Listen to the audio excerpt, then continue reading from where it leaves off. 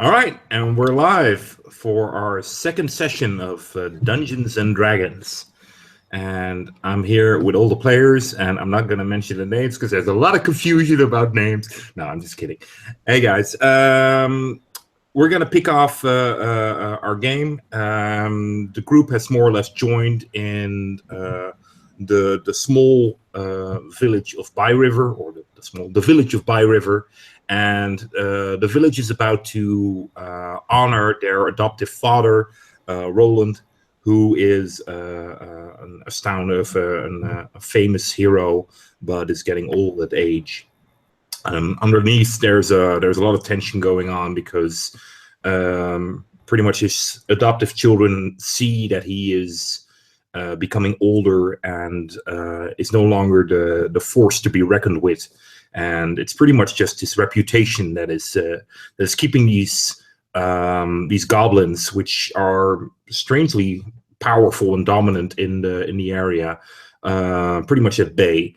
And where the villagers are all just happy and pleased and ready to enjoy their lives, the children of Roland realize that there might come a time sooner than they would have hoped that the reputation will fall away, and that not only this village but the entire small kingdom might have trouble with these goblin hordes. So now let's pick it up. You guys were at a tavern. You were all more or less resting, I believe. And this morning, in the morning, we're going to start the feast. Is anybody doing anything during the night? Well, I would guess that Musk is so used to sleeping outdoors underneath the stars that sleeping in a bed, especially in a comfortable bed in this kind of little village that is such a kind and warm and comfortable kind of a place that he would kind of feel out of his element here. So most likely he will wake up extremely early and go kind of wandering while he still has the time to kind of wander around without the hustle and bustle being, quite so energetic as it most likely will be once people start to get moving. So most likely just walking around, kind of gathering his wits, kind of walking on the morning dew on the grass and all that sort of thing. Do you stay within the confines of the village? Yeah, I'm not gonna go into the wilderness, but still, it's like when I get the opportunity of in the early morning of being awoken while everybody else still slumbers. My eyes do tend to wander into the direction of the woods, and I do kind of stroke my beard a little bit and kind of bite my teeth, squint my eyes, and think about what's to come, and feeling kind of anxious about it. Mm-hmm. All right. Anybody else? Rayla will be spending most of the night in quiet contemplation, lighting incense in her room and meditating upon the day, but being that she is of elvish heritage, she only needs to meditate for about 4 hours. So that's the 20 hours a day she'll be up, rather. And so during this night, she'll get out and prowl around as an animal, specifically a cat, moseying around in the dark, hopping from roof to roof, and merely just observing the town festivities and just exploring around, more or less. All right.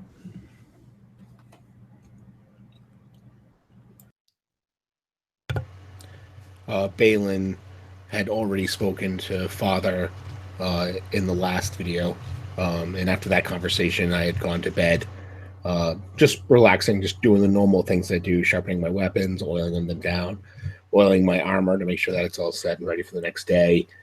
Kind of fixed a few holes in his cloak and his shirt because he wants to look presentable for when he's out, with father, so that he doesn't look like a vagabond.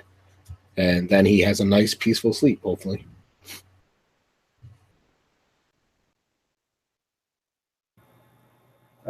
Rhodes will be out.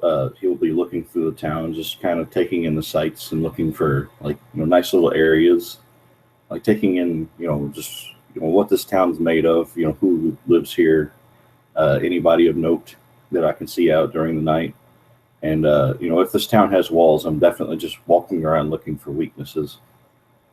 All right. Do you sleep at all, or do you stay up all night?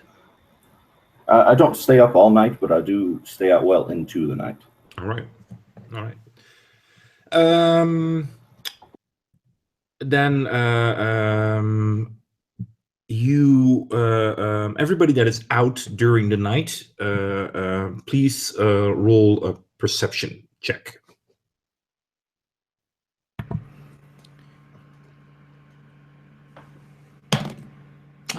Rolled a 6 plus 3, so 9.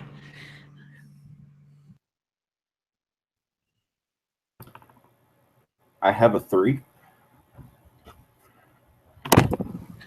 I have an 11. All right. Everybody that has a 9 or higher, so that's Musk and Ray. You guys probably during the early evening or the early night, it's pretty quiet. Rose, you don't really notice anything. It's just some guards walking about. They sometimes, I don't know how stealthy you are, but if they see you, they don't give you any hassle. They just nod at you and kind of wave, and you check the surroundings and stuff. And there is one thing that you do notice about the defenses, as I mentioned before, they're not extremely well kept. The defenses are there, and that's pretty much what you believe the village finds enough. They don't really tend to it. They don't take care of it, and it's nowhere more.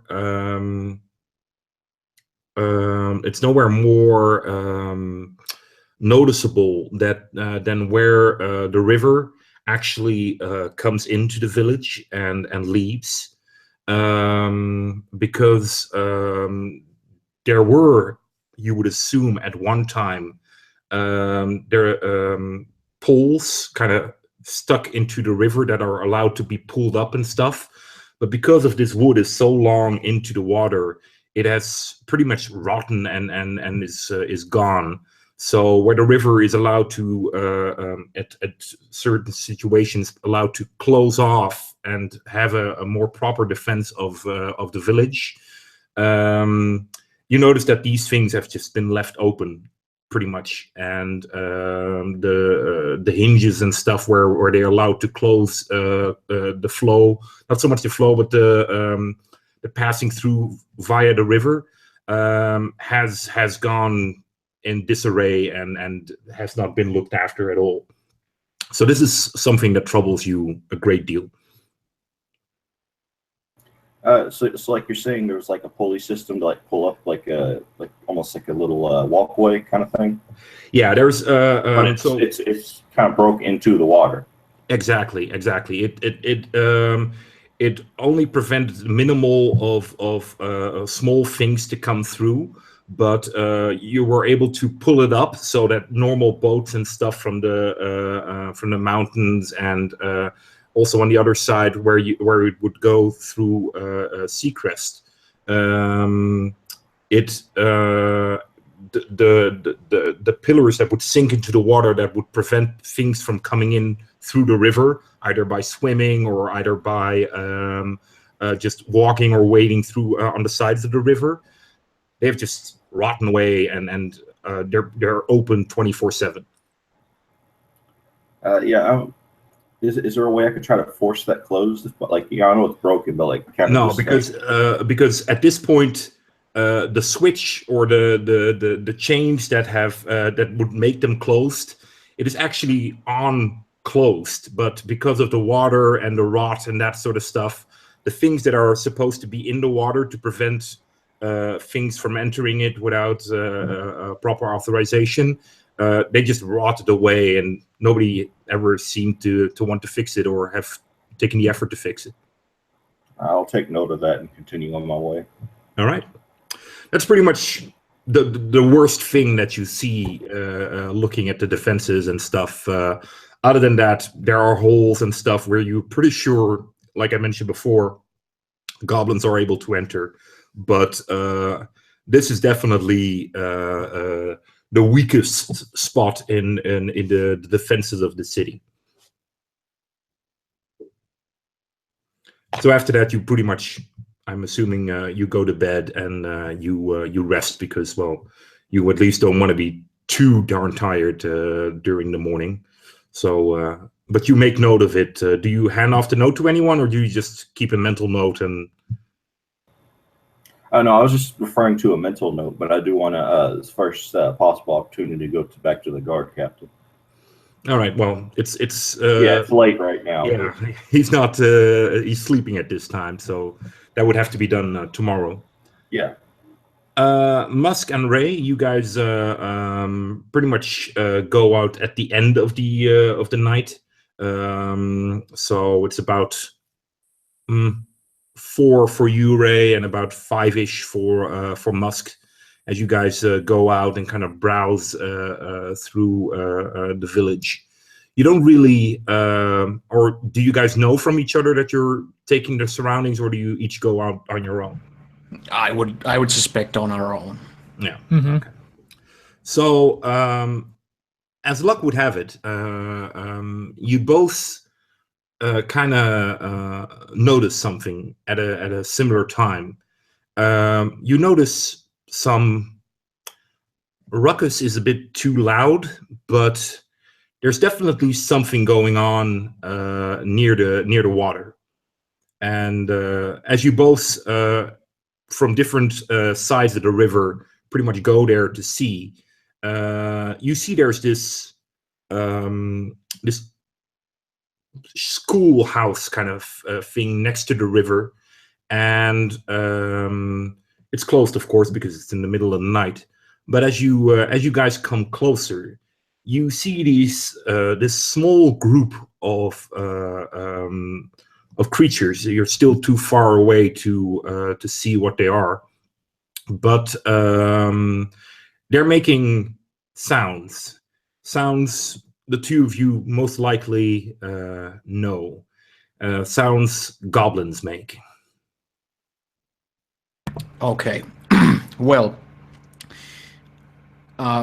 there's always the possibility that, especially since it's a school building, that these would be like kids maybe practicing something early in the morning because for the festivities or something. But as it so happens, my preferred enemy is humans. So if they're human children, I don't really care. I'll go in anyway in this kind of aggressor kind of way where I'll basically go into my this kind of Arkham City kind of sneaking position kind of thing. I'll kind of go and start sneaking about. I'll like immediately like grab my my handle of my belt of my knife on my belt there, and I'll immediately like crouch down and start moving at a brisk pace to maneuver myself to where I have a better position to view the place, but also stay hidden, kind of like forming some sort of a circle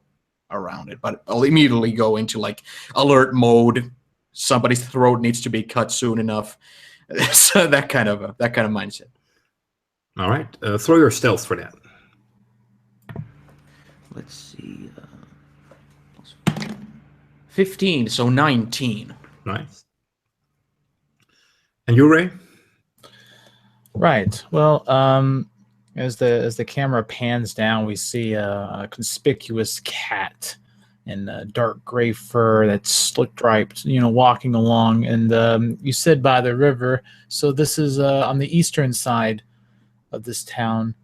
And as she's moving along the tops of the roofs, jumping from the closest ones and crawling on down to the ground before moving about, her ears perk. And then all of a sudden she hears those noises and her eyes go wide.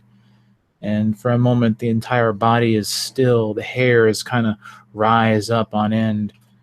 And that familiar noise, that cackle of gobbling kind, seeps into the back of her mind.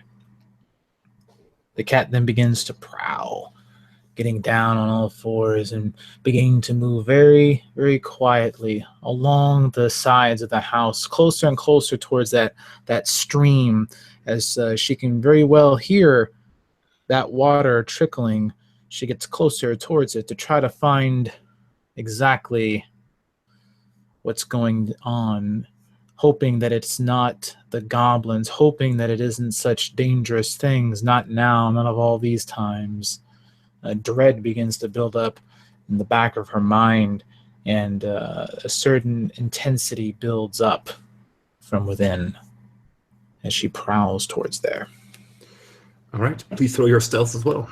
Mm-hmm.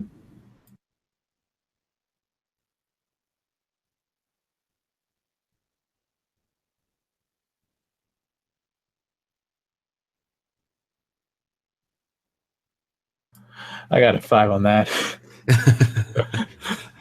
Okay, you move closer. You both do, and as you come closer and closer to this small building where you know that all the children are educated, you see a group of 6 goblins, and they're not your standard goblins.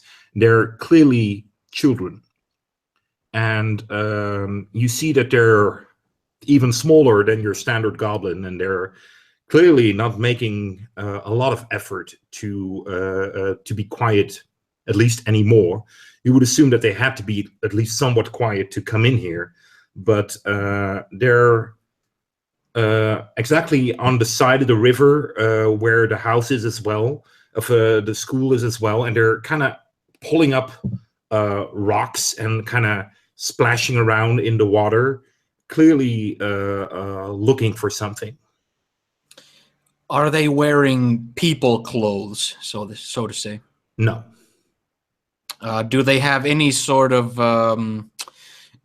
Do they look savage? Do they look like? Yes. Do they have any weapons on them? No.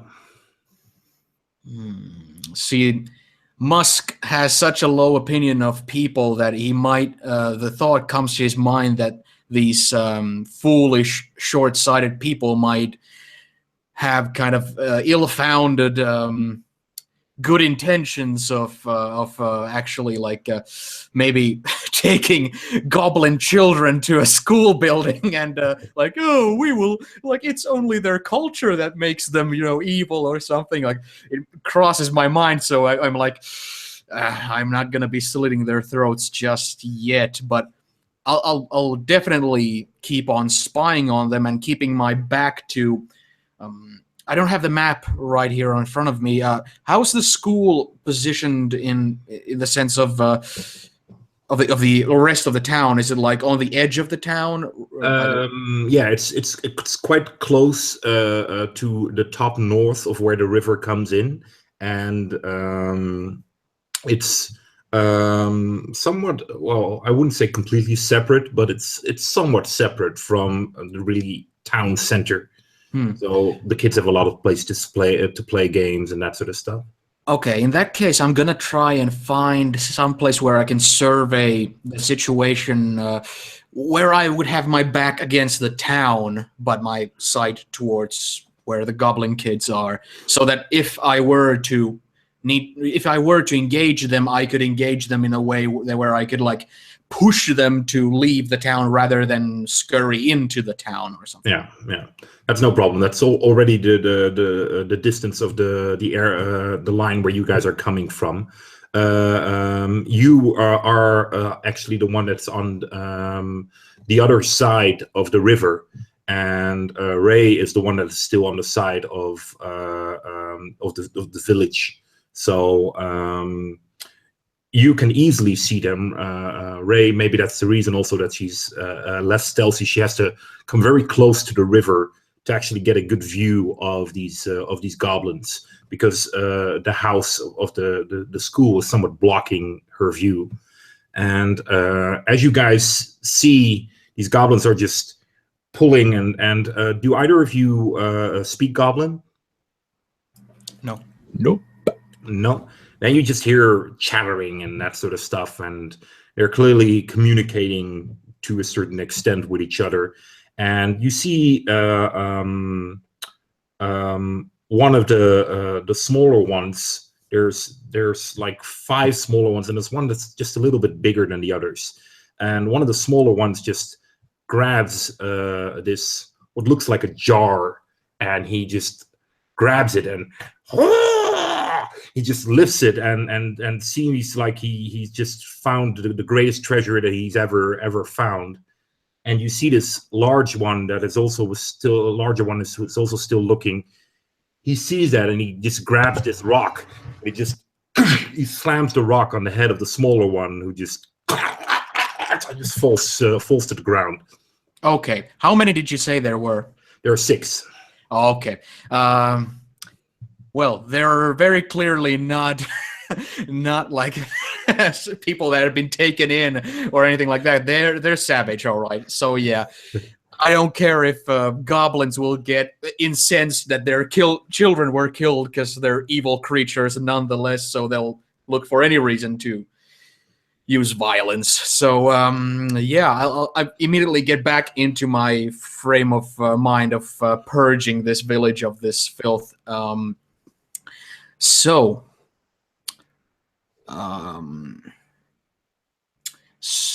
since I was on the not the village side of the river. Yeah, so they're actually, for your perspective, they're on the other side of the river. Let's think about this. Well, Musk will spend some time pondering. This will take real time. Musk himself won't like snap into action. He'll kind of lay low and ponder whether to just outright draw his bow and start, killing these little monsters, or wait for further things to. Yeah, you actually are aware of the fact that your, more or less, sister is close by. She is also trying to come closer, but you've noticed her. You don't see her kind of keeping an eye on what you're doing, so you doubt that she knows that you're here. Oh, I recognize her in her cat form. Are you actually in a cat form, Ray, or? Yeah. That's what I was trying to get across. She's literally just a cat right now. Oh, okay. Well, then sorry, I wasn't aware of that, because then you have advantage on stealth, so you get to roll again. Oh, okay, hold on. In that case, we'll do that. Oh yeah, boy! 20 in total. There you go. Then, Musk, you didn't notice. You don't notice the cat coming closer. There you go. What do you do, Ray? Because you notice these clearly children-like goblins there, and you see them fighting now with each other. As soon as she sees this, as the camera watches this little cat walk up, and the ears perk up, and she sees now in the distance these goblin children just savagely playing around, and then all of a sudden her eyes get wide, and just like a typical cat, getting scared and spooked, she kind of gets on all fours and kind of just lays low to the ground, and the thoughts running through her mind to be, well, if there's children here, what about the others? How did they get in here? All these questions start running through her mind, and then she gets a flashback that occurs. Oh yes, she remembers flames crackling, screams and yells, and we visibly see the cat kind of close its eyes and make like a very human gesture of a sigh that comes out of its mouth to try to bring calmness to itself. And as the wind gives a nice little cool breeze in this nice night, now we see the cat move, and it moves behind a tree. And as the camera pans that tree, as the cat moves behind it, what emerges on the other side is a large wolf instead. And the wolf then makes its presence known to these goblins standing there, its fur in a very aggressive manner, and there is a low growl that comes from it, baring its teeth, making sure that the goblins do see that there is a vicious animal here. And there are some barks and yips that come from it. The wolves are not known for barking. No, they're known for other things. And it does let out a loud howl into the night, and for those who are nearby would be alerted. I'll just mention, most likely, well, of course I'll hear the sound of the howl, but no, actually I don't have anything to add because of the howl. I don't need to ask, do I see it? Yeah, just go. Yeah, you make yourself known, and you kind of step out of the bushes, and you growl, and your fur just puffs up, and you bare your teeth towards these goblins, which were pretty much wrestling with each other. And the one that was struck by a stone in his head is just lying there, kind of twitching. And you see, as you howl, they all look up into your direction, and they all kind of freeze for a moment. And the biggest one just grabs what it pulled out of what the other one pulled out, and just grabs it and starts to run. And kind of as it runs and holds the jar kind of under its arm, he just starts to push the others back, and is running to the side of the river, and is running towards the gate or the wall. I will start sniping them as they run. All right. Okay, I'll pull out my bow, and I'll start trying to hit them with my archery skills. I can't remember what the oh yeah, that's right. It gave the +2. I was just looking at my fighting style archery. So yeah, a regular dexterity roll at first, right? Sorry? A regular dexterity roll at first, right? To see if the snipering works or what? Yeah. Yeah. Okay. 11, so 13. That should be good. Okay. So the damage is 1d8 plus 2. 6, so 8. 8. Which one do you shoot? The first one. I aim to shoot them in basically the order that they're running, starting from the first going to the last, because every time the first would fall, it would make the next one either stumble or kind of freeze or kind of something like that. All right. Ray, you see this happen kind of in front of you, and the big one just starts to scatter and just goes north. And as it just took about 5 steps or so, you see an arrow just going through its head, and just boom, it falls, and this jar kind of falls to the ground, and it shatters, and the smell of milk fills the air. It's a potent smell in the current form that Ray is in. She ends up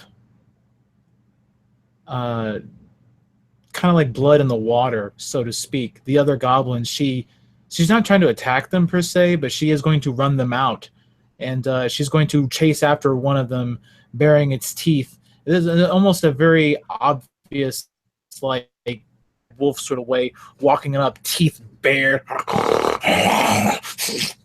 The dirt is kicked up, and the claws come at them, nipping at their hides, but not trying to actually bite them per se. All right. Musk, you see this wolf all of a sudden has appeared in the village and is chasing these goblins. And you see them, the cluster of now 4 smaller goblins, clearly younger than the one that you just shot, are running.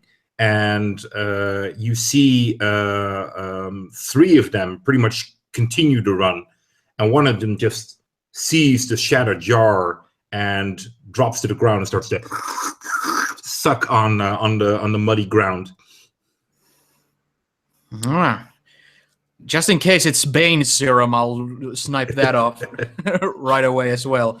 So yeah, I'll just immediately just the next one.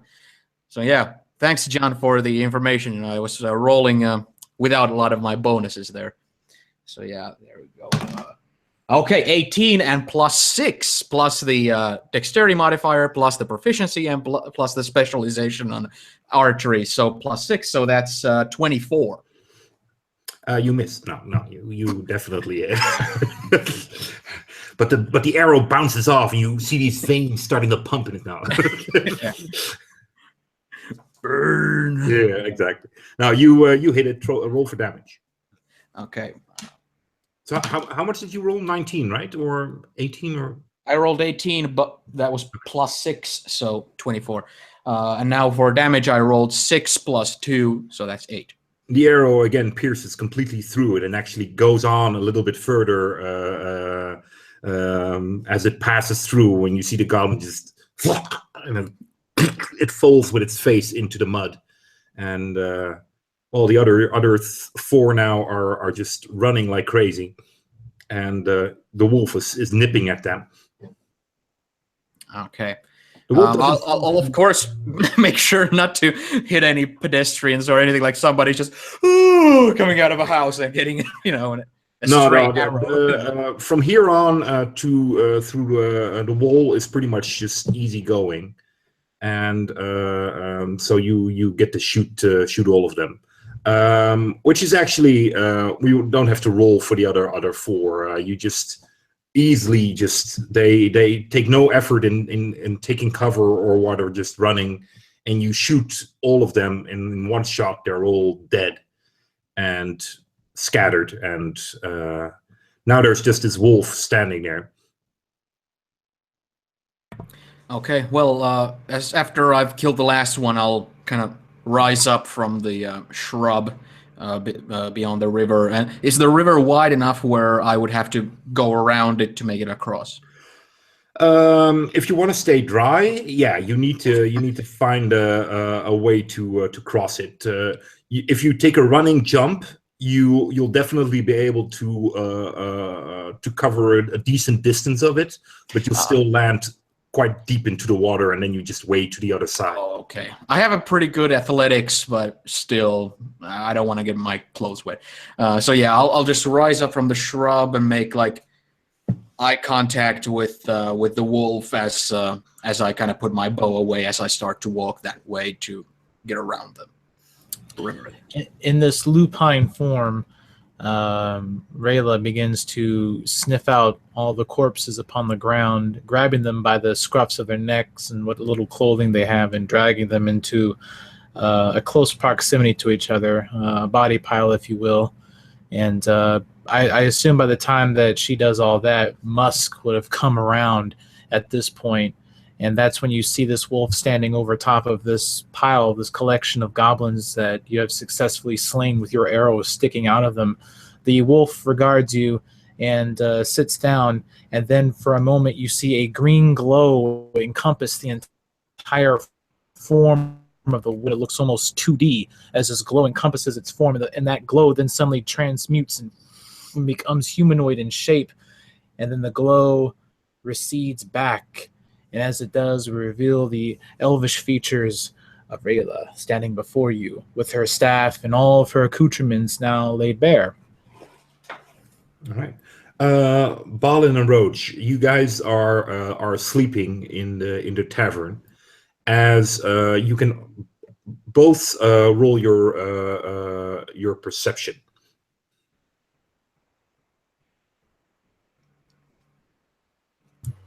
Balin rolls an 18. So I have an 18. All right.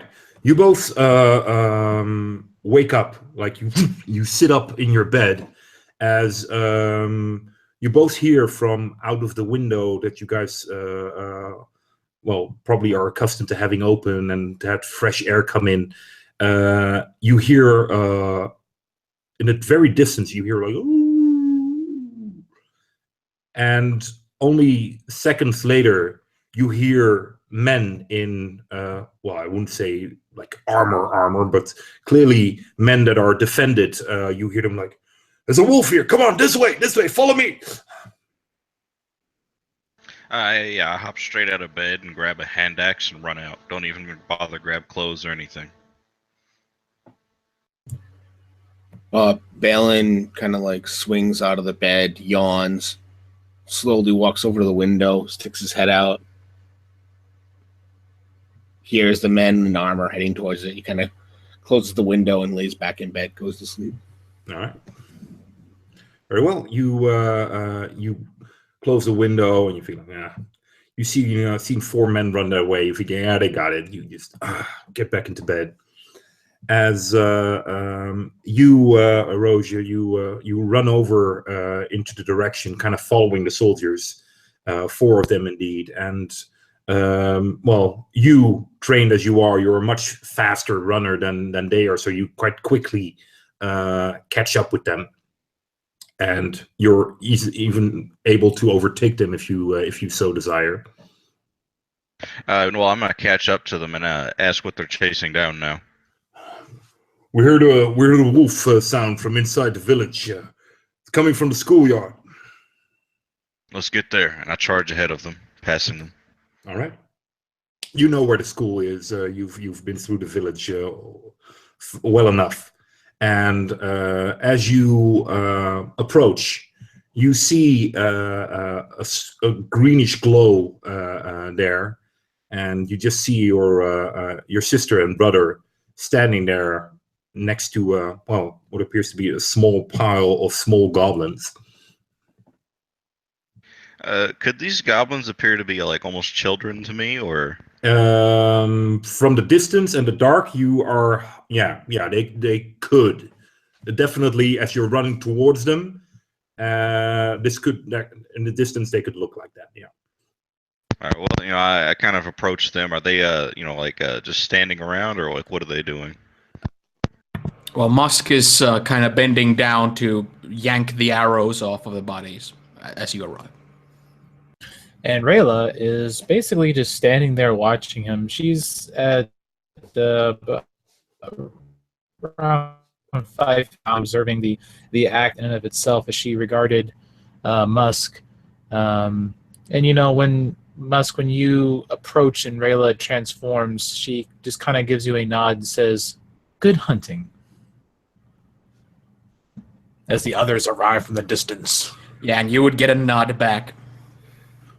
As you come closer, Rose, you do see that these are not normal-looking children. Their bodies have different shapes and that sort of stuff. Even though they're piled, well, not really piled upon each other, but close to each other, and you can tell that they appear to be goblin children, or at least goblin youth. I kind of look to the two and I what happened here? I was asleep and I heard it was some men running out this way. It said a wolf was around. Don't see one.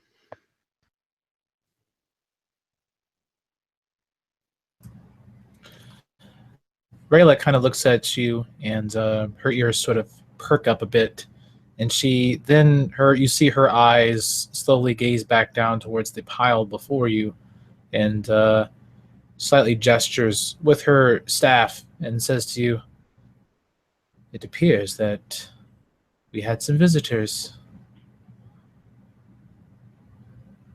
Goblins."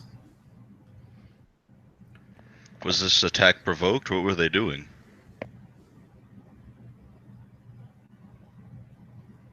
Unknown. They were trying to perhaps maybe steal some goods by the looks of it. Why would they attack a? This is the schoolyard, correct, Rogier? Yes. Why would they attack a schoolyard? There's nothing valuable here, is there?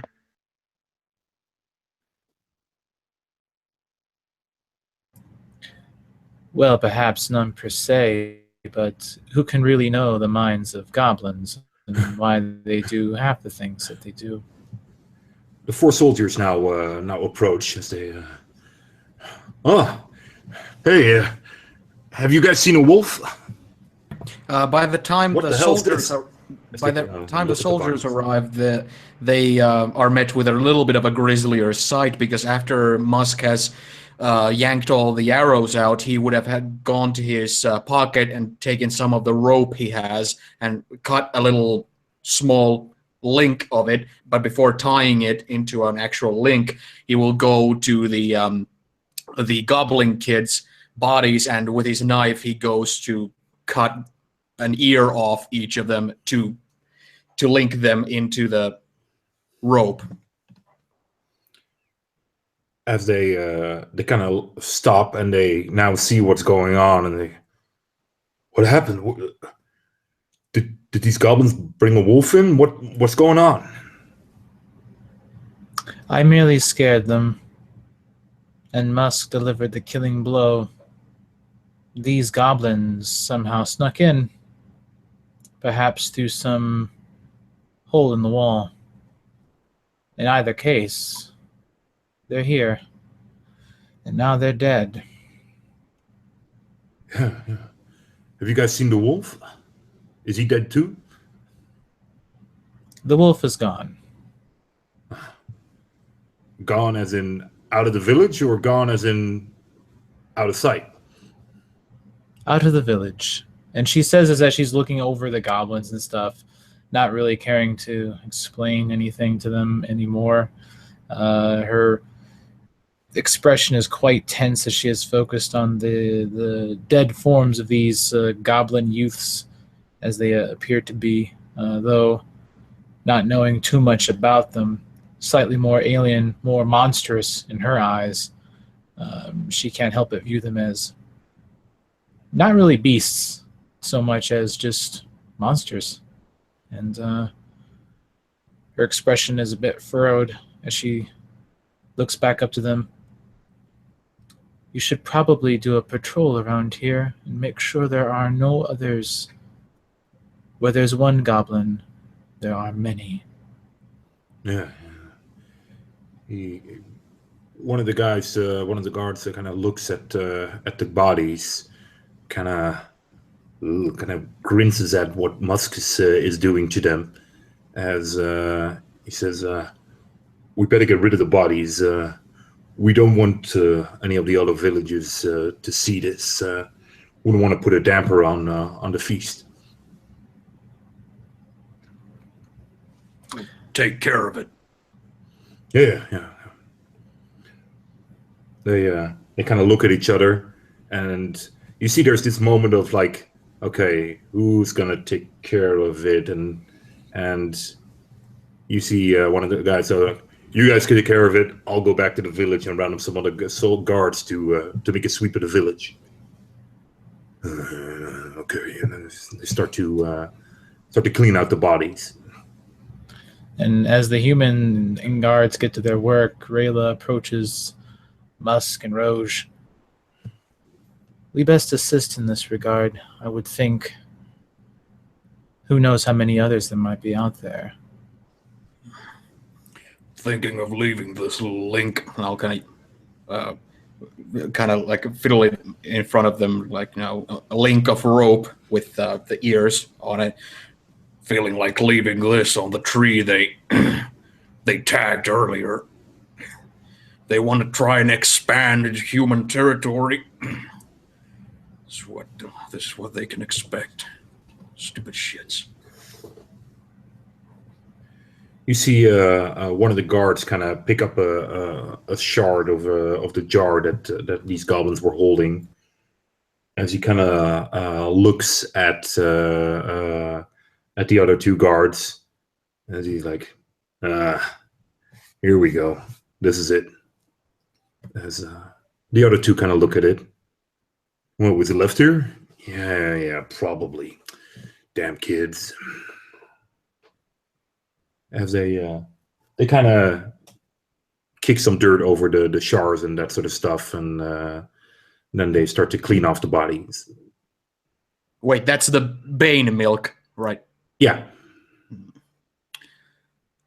Well, that makes a thought, creep into one's mind. If the goblins knew what they were looking for in the river, if it was something that was planted there. But these thoughts will stay inside Musk's mind. Of course, expecting the worst of everybody, expecting that this is some sort of a scheme. Rayla then looks to the other two and says, I will begin a quick patrol around. I will let you know if there's anything else that happens. And with that, she kind of takes a few steps back and then turns around on her heel and then walks silently away. And as she does, she puts her hood over her head and then walks behind a tree. And there is a brief glow that can be seen, ever so faint, not super brilliant and bright, but just a faint glow, green, just a brief flash, almost like that of a lightning bug, if you will, just a bit brighter. And from there, you just see a little cat walking by. It turns its head at you all, and before turning back and scampering off into the tall grass and various other foliage, disappearing to the night. I feel confident that Roche and Ray are equipped to handle the situation. I feel too much. There's too strong of a tingle in me to go and check the traps I laid earlier in the woods, and also to leave this little trinket there on the tagged tree. And I'll kind of look at Roche, and I'll just go check my traps.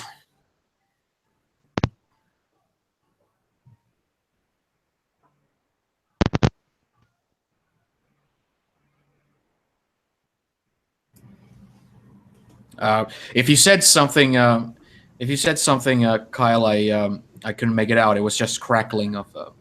Yeah. Now you can. I did say something. There we go. I said, I've been itching to see if something was in those. You mind if I come along with you? I'll kind of look around, and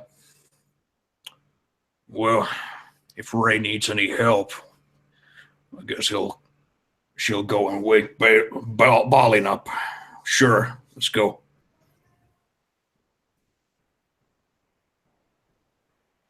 All right. I wonder if these appear to be younger. I wonder if there'll be an older one in the trap leading them in here. Yeah, we'll see. We'll see. If these kids were just running off on their own, they seem to be looking for something oddly specific in the river there. Some kind of a jar with some kind of milky substance that they were going crazy over. Something that the guards seem to recognize. You think it was some kind of drug or something? Possible. Kyle, throw your intelligence.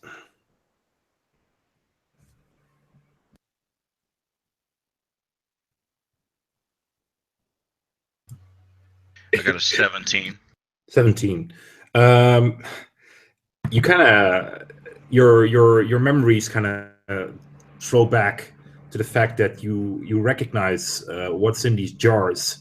The kids that go to school there, they actually sometimes to drink, they bring jars of milk and put them in the river to keep the milk cool.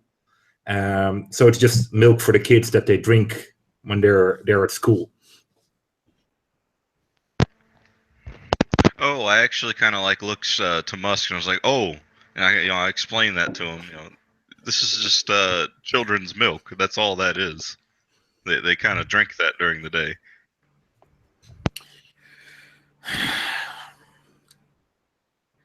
Farmers. Oh Yeah, well. it's kind of weird, but it works. Keeps milk cool. You ever had a glass of it? I don't like to suckle on cow tits myself, so That's why you drink it out of the glass. I'll Kind of stick. like glass. I'll stick with my water. Thank you very much. Just have a drink of it, Musk. Come on. And I kind of is the jar still there? No, the jar shattered back at the school. I'm assuming you guys are talking about this as you were kind of heading towards the south side of the village to get out and check the traps. I tell you what, Musk. We'll have a little wager here. If something is in that trap, you'll find something gross for me to drink. If there's not, you got to drink that milk. I'll actually pause to ponder this because of everything I have stored in my data bank of a brain of everything gruesome I've ever come across during my ranging. So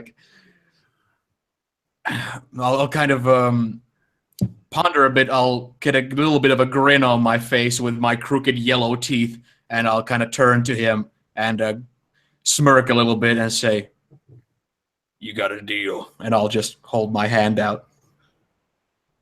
I'll shake your hand and just nothing poisonous. Shit. And I'll just start to walk off. All right, you guys leave the village, and which is easily done. Even though the gates of the road are closed, there's a small door, and they look somewhat surprised. You want to leave now? It's nighttime. As the other guard just kind of elbows the guard that said this and said, "Hey, don't you tell them what to do. If they want to go outside, they go outside." Okay, and they kind of open the door and said, "Be careful." That's the other guy. "Don't you know who these people are, man? Of course they're careful." Sorry, yes. Have a good journey. I'll just let out a as I walk past them, thinking, "Damn humans," in my head. I look to one of the guards and kind of, while we are gone, why don't you all bother patching up some of these holes in the walls? You don't seem to be doing much else. They kind of look like we're guarding. You're guarding? And I kind of say back sarcastically, what exactly does that entail?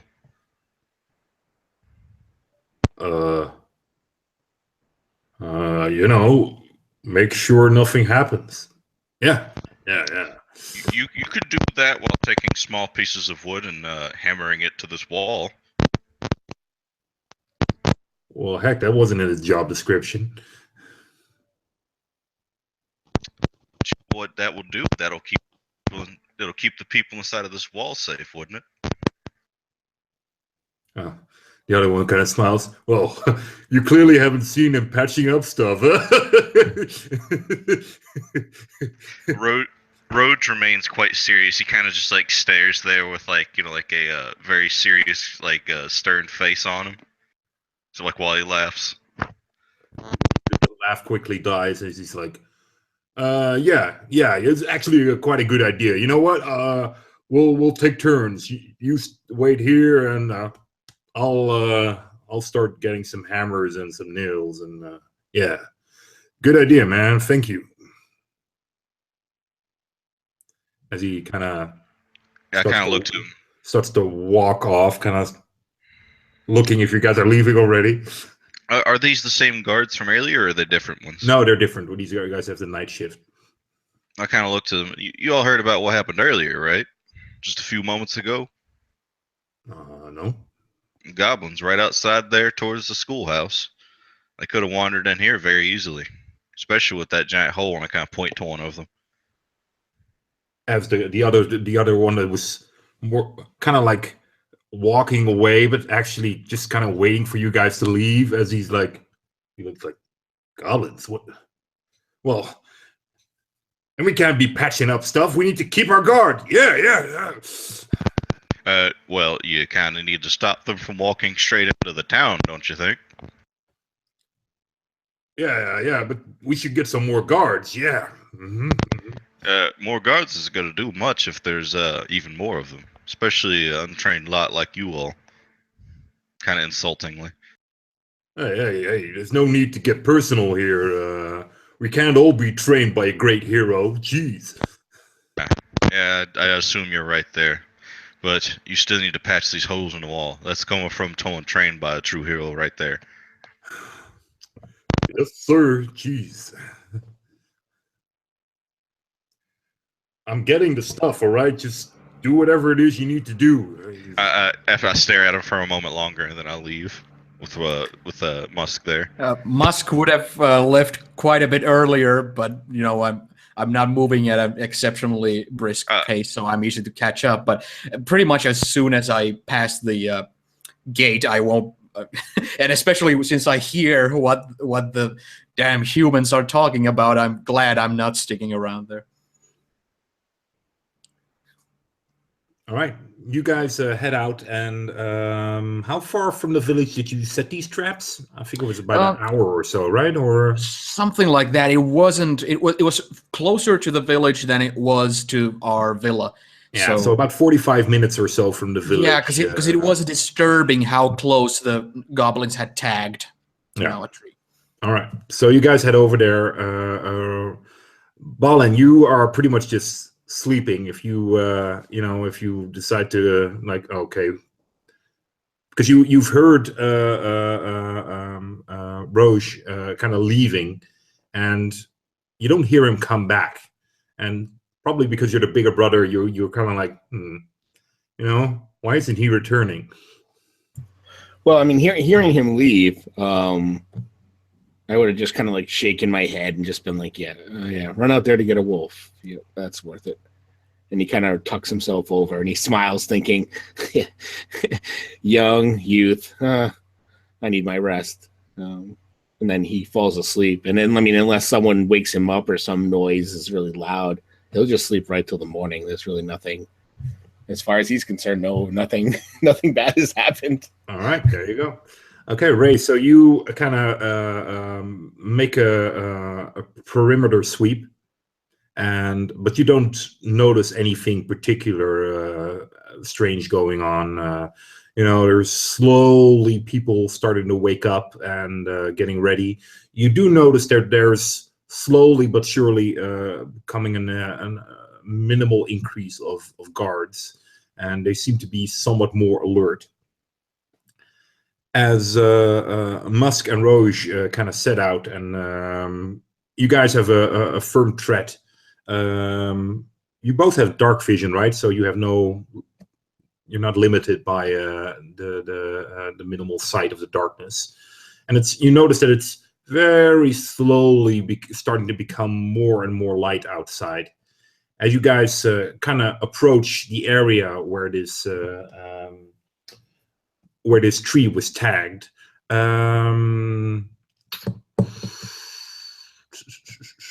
throw your perception. Okay. Or well, it's a hard one. Yeah, I think it's going to be perception. Yeah. Okay. 6 + 3, so 9. Do you have, by the way, a favorite terrain, Jonas? I got a 13. No, at least I don't see it marked on. I got like dark vision, savage attacks, favorite enemy, natural explorer, fighting style, and spell casting marked on mine. Well, then probably in a later level you'll get favorite terrain. But and what did you get, Kyle? I got a 13. You got a 13. Okay. You guys kind of approach, and you come close to the tree that you see marked. do you go and check the traps first, or do you first nail the ears to the tree, or what do you do? Well, first I'll even though I didn't do that well on my perception check, my point once I get close enough, I'll again go to that kind of stealth mode because it's always possible that if a goblin was stuck there, it started to scream enough to where it would attract other goblins, or it would be a group of goblins where they would be still sticking there if one of them got caught in it. So yeah, I'm planning on approaching with stealthy manner. All right. Yeah, seeing him do that, I'll also kind of like hunker down a bit. I don't really have like a I don't crouch all the way down, but I'll definitely lower my head and kind of like survey the area. All right. Both throw your stealth, please. 1.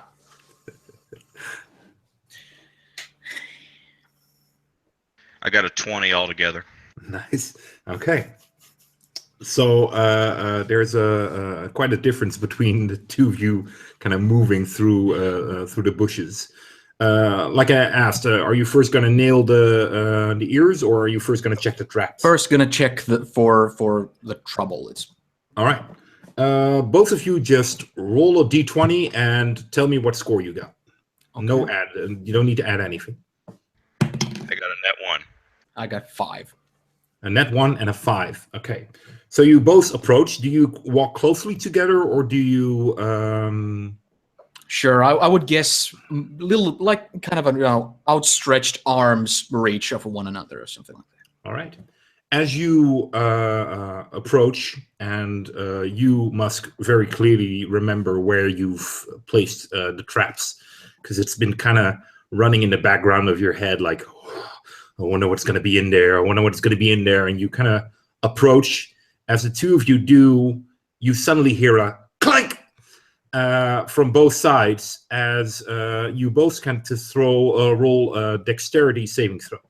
Oh shit!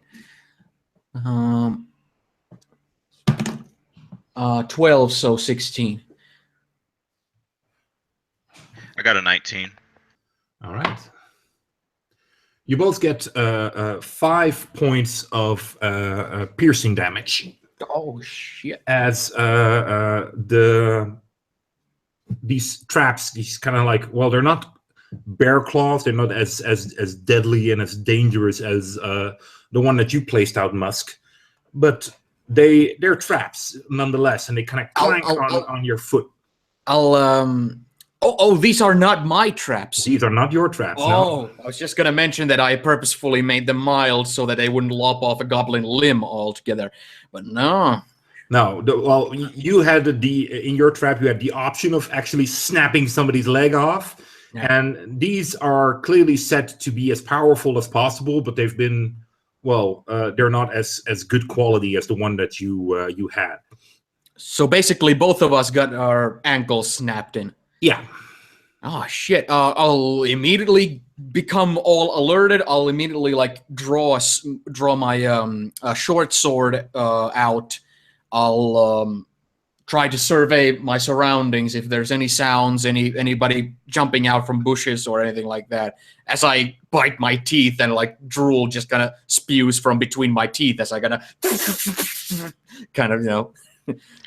It being the middle of the night and kind of in like a sleepy haze and like not expecting a sudden pain in the ankle, being kind of like bit onto, I kind of just like fall to the ground and like I start to scream and then like cover my mouth.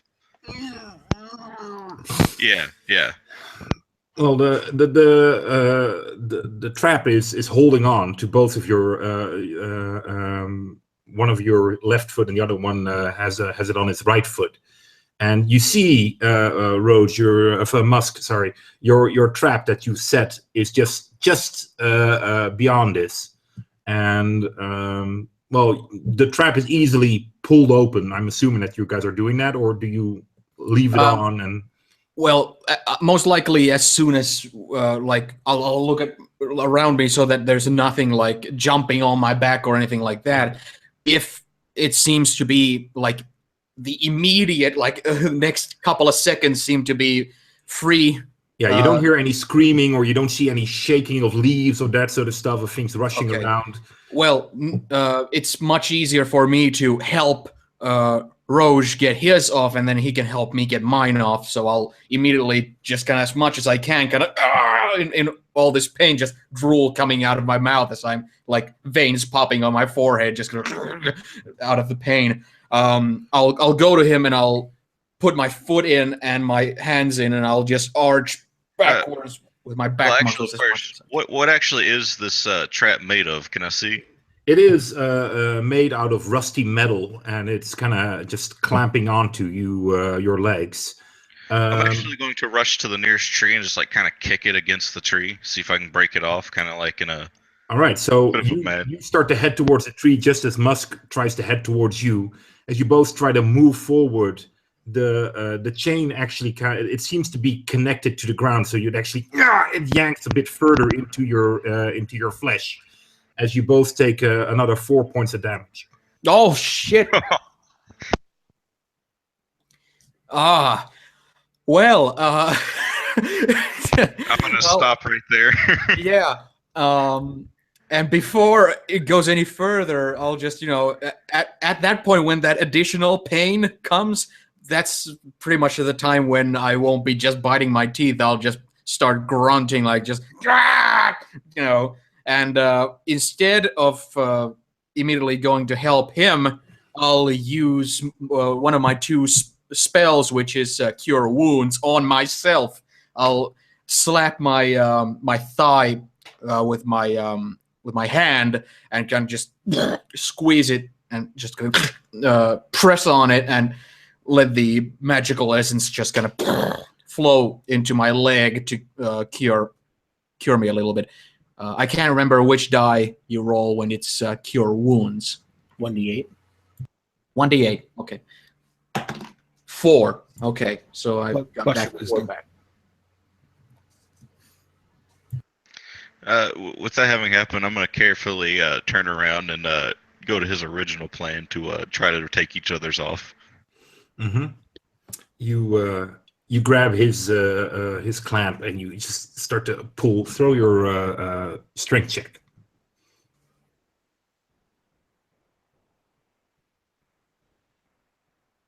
I got a 9. A 9. You.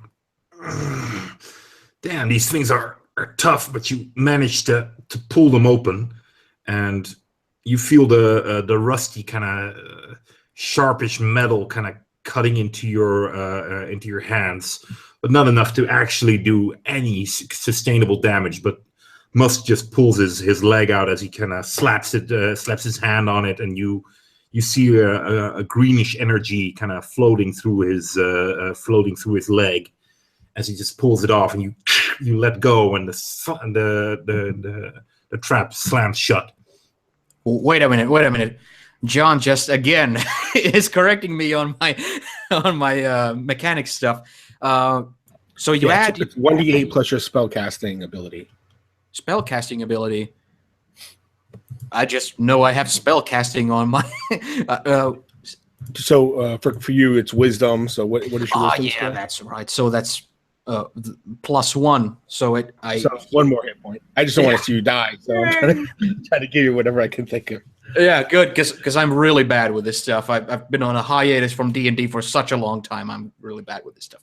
Thanks. So yeah, as soon as I get my foot out of it and the healing power has kind of worked its way in, I'll immediately then kind of, while muttering curses under my breath, I'll go and put my foot and hands into Roge's trap and start yanking.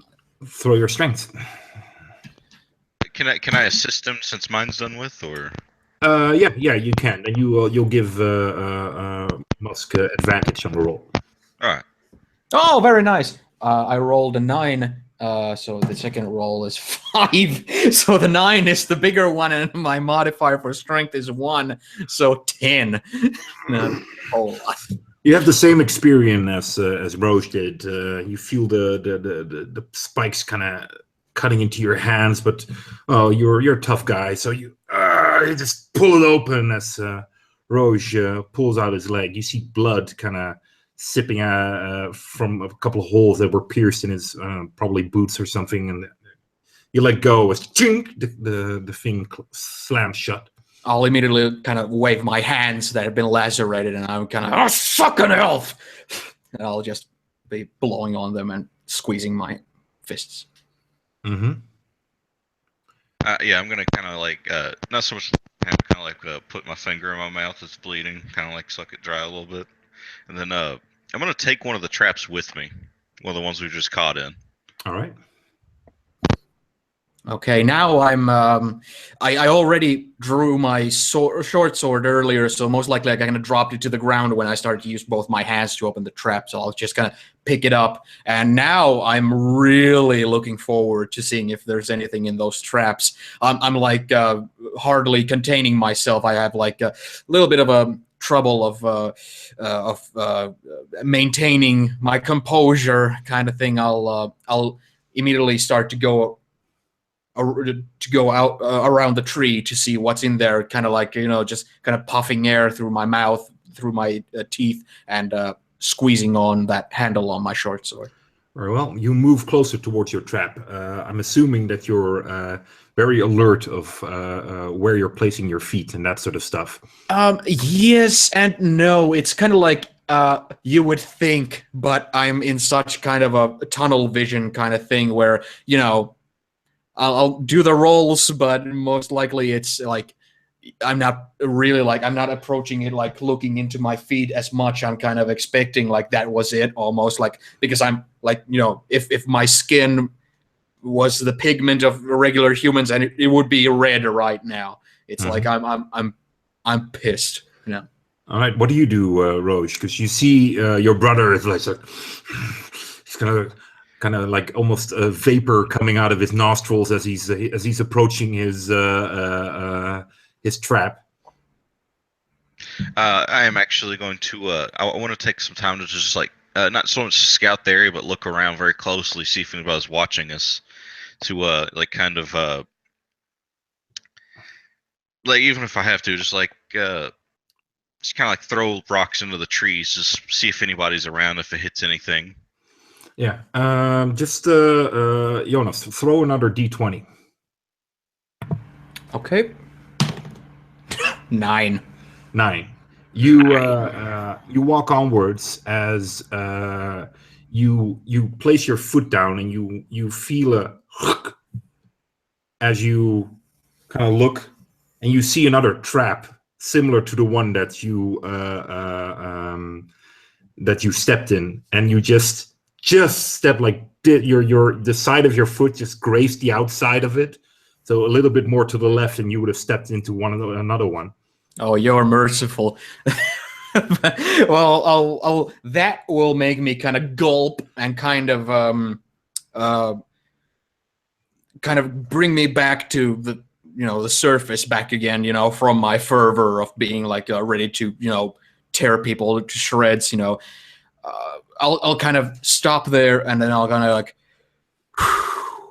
and kind of like let myself a little bit cool off and like stay put and kind of actually look around me with more than just those kind of blinders on. All right, Roche, you also both of you throw your perception. You could actually at this point choose to instead of your perception, roll your survival to see how well you can like search the area here. I'm just as good in both of them. Okay. 1. Man, I got a 14. 14. Okay. You must have a hard time finding the patience to look through everything properly. Roge is doing a much better job at this, and you can tell Roge that there's a decent amount of these traps hidden around through the bushes and that sort of stuff, slightly dug in and that thing. This was clearly a team effort, and you can also tell that there is a certain degree of how do I put it, wits behind it on how to place out the traps and that sort of stuff. And as you start to kind of grab Musk's shoulder, and you go like, no, wait, man, there's one there as well, and there's one there as well. Musk actually starts to, as the hunter as he is, you guys like, wait, this was carefully planned and carefully taken the effort and the time to place these things in that to have an optimal chance of somebody stepping into it. And in such a short time. It was like yesterday we placed our traps here. We didn't even place a flag like come here, goblins, or anything. It was Nope. just subtle thing. Damn. I'm actually going to try to find like a large stick, like almost something you could beat someone with, Mm-hmm. and I'm going to hand it off to Musk and tell him, poke the ground in front of you. You can probably set them off before you step it into them. I'll just grab the stick, and being still so impatient and frustrated that I'll just kind of grunt and nod. Kind of. All right. You guys now approach the trap that Musk has finally set, and as you do, you see that it has slammed shut, and that there is blood on it, and there's some tissue and that sort of stuff kind of stuck in between it. But there's nothing there besides that. Okay, so this was most likely a team effort where there were a lot of goblins maybe around when somebody got stuck in that, and they helped him out, and then they came and placed these. Yeah, you can throw an investigation if you want to, Sure. just to see, and you'll get advantage on it. Oh, nice. Ooh, 18 on the first roll and 15 on the other one. So 18 plus 2, 20. All right. Looking at the trap more clearly and more intently, you can tell that there have been several small hands trying to open the trap, but there's little markings of blood and stuff, not just from where the trap struck into the leg, but also from the side of things trying to wedge it open. But they clearly have not been able to do so.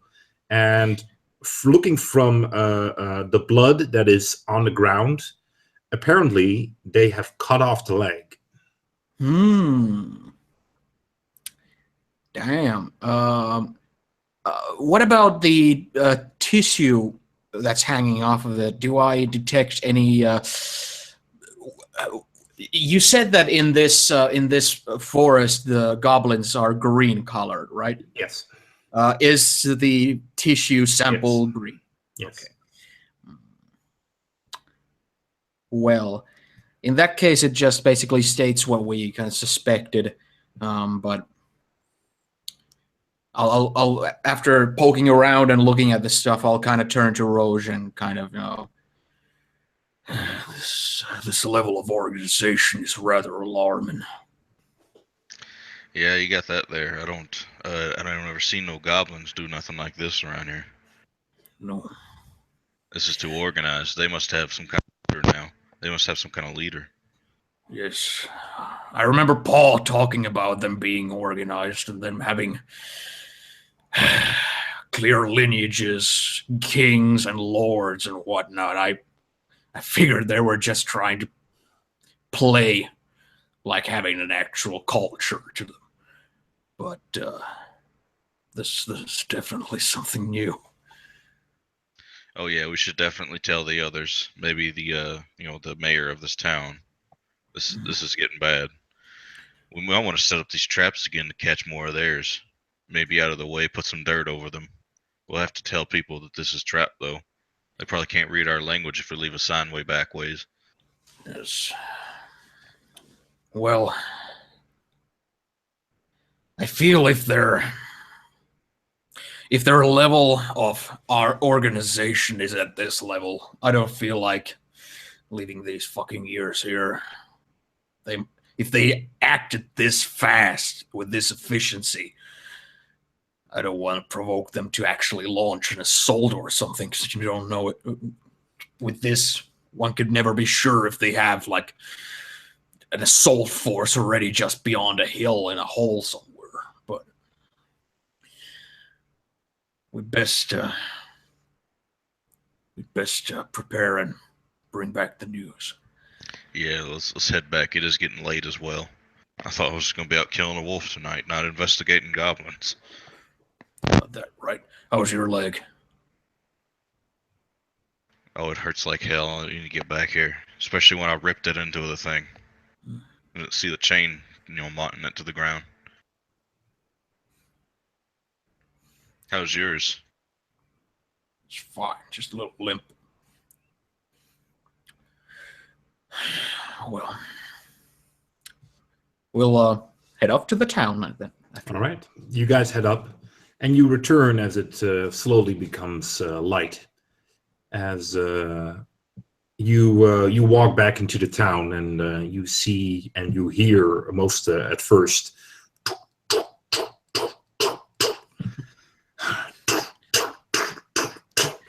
Busy bees. How many of them are doing that? You see three men are kind of hammering and kind of stuffing things into holes and that sort of stuff. And you see one of them is kind of standing there and is for the first time actually paying a lot of attention to what's coming out of the forest. I kind of walk up to him. I'll tell him there's a few traps that were set over that hill over there. And be careful if your men walk in that direction. I don't know if we got all of them or not. Traps? All right. Yes, the goblins set some traps out tonight or yesterday. Damn goblins. All right, good to know. Thanks a lot. You guys enter the town, and you see a cat is kind of observing all of this. As Ray, you kind of see your two brothers re-entering the town, and they both walk with a slight, like they sprained their ankle, or maybe even worse. After observing them come back after some time, she approaches them, and a little cat walks behind you all, and you all might not even be aware of it at first until you see a faint glow briefly illuminate behind you before you then turn around to see it's Ray there, and she looks towards both of you. What did you find out there? Traps and deception. Goddamn goblins are more efficient than we originally thought, or what originally we gave them credit for. This ain't no regular goblin little pack. They had already reacted to our traps by setting their own traps there. Traps which we kind of fell victim to a little bit, but nothing we won't survive. Yeah, with that, do either of you know where I could get some bandages? And I'm kind of like holding where I'm bleeding at. Seeing the wound that you have upon your flesh, Ray kneels down towards you, and she looks at you and says, "Hold on a moment, Roge. Hold yourself still. Then produce your leg." Yeah, I put my leg forward, kind of like jarringly. Kind of hurts to push it.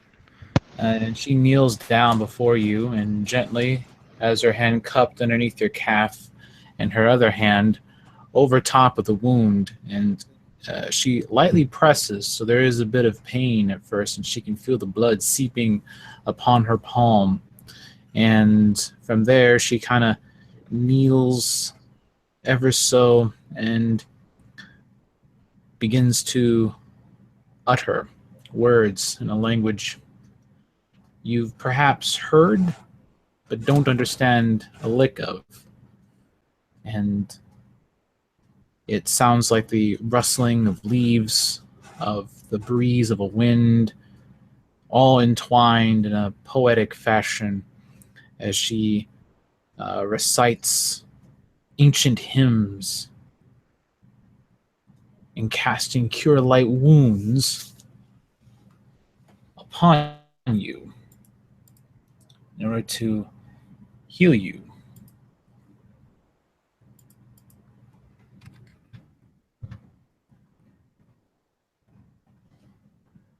And for that, we're going to end up getting a grand total of 5 points healed. And that's not Elvish she's speaking. That's a different language. But it's so this you end up feeling the wound in your leg start to bind. The whatever fractured bone was there begins to reconnect itself, and you feel a warmth wash over the pain. And it is as if someone had poured water on it. And indeed, that is exactly what happens in a lot of ways. For Rhea reaches down into the ground and grabs some dirt and then begins to sprinkle it upon as she casts her magic. And as the dirt falls from her fingers, it looks like that of the consistency of water and hits the wound and washes away the blood. It is gone.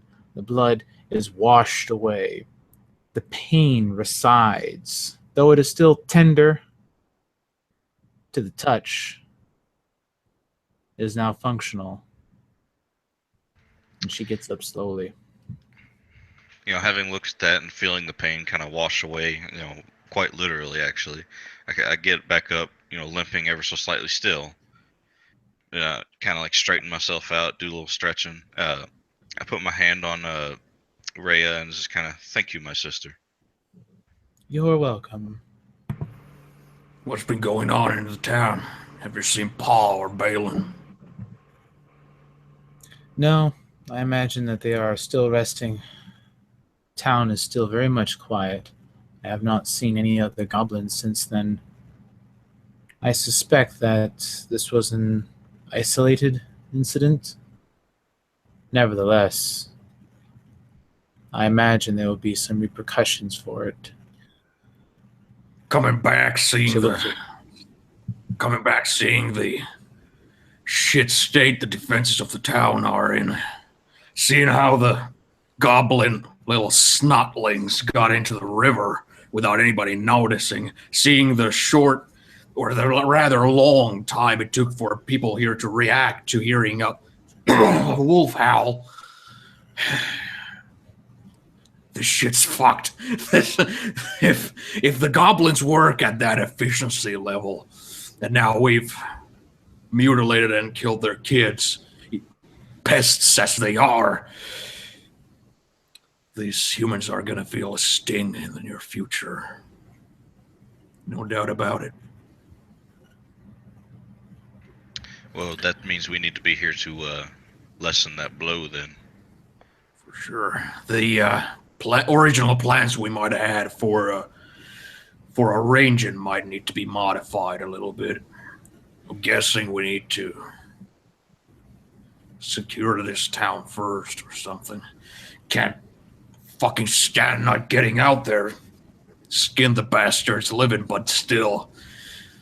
It's no use leaving this place undefended and leaving and let them come here and take this place over, only to have to return to a heavily defended goblin fortification here. This place is standing at a serious risk, I reckon. I doubt that they would even bother setting up a place here. They would burn it to the ground first. Their arrows plucking them off in the night one by one. No, they would just kill them all. I would rather see this town free from such tyranny. The goblins are quite cruel, despite their shortcomings. They are not to be underestimated. You all will do well to mind that. Father has been trying to let us know that the goblins have become more organized as the years go on. They get stronger and more numbers. We will have to modify, as you say, our methods.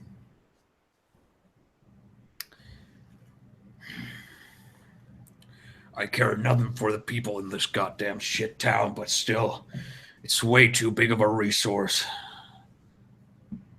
to sacrifice on any level.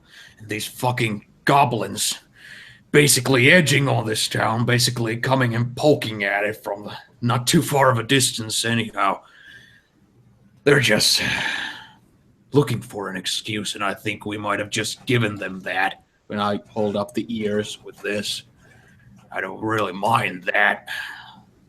Goblin bloodletting would be a nice little change of pace for the Rangers, but still. Wired the fuck up. Need to go to talk to Pa about this.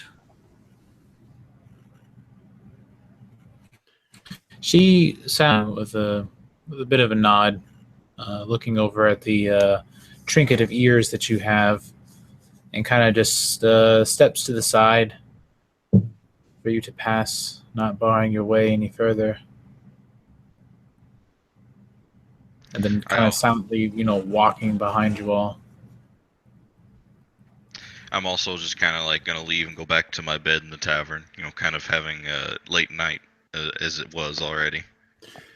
You guys return to the tavern, and you notice that the village more and more starts to wake up, and people are putting the last touches to the decorations and that sort of stuff. Is it dawn or is it? Yeah, it's dawn at this moment as they start to return to the tavern. All right, then Balin would have already gotten up, shaved, prepared for the day, oiled his leather, because he's on mercenary time. So that means you leave at the sunrise. So he's ready, and he's downstairs, probably just eating a big breakfast, figuring that the rest of his family is either like Ray out and about, knowing that she doesn't have to sleep, or Musk outside the walls somewhere just skulking around, or he assumes that Roge is actually sleeping. He came back to bed, so he knew he got up, so he's assuming that he slept late. And he's just going to sit here and wait for her father to come while he eats a giant plate of scrambled eggs, sausages, bacon, some biscuits with gravy, and a side of fruit just right there, all types of melons. So when they come in, that's what they see, him just sort of peeking at a massive breakfast.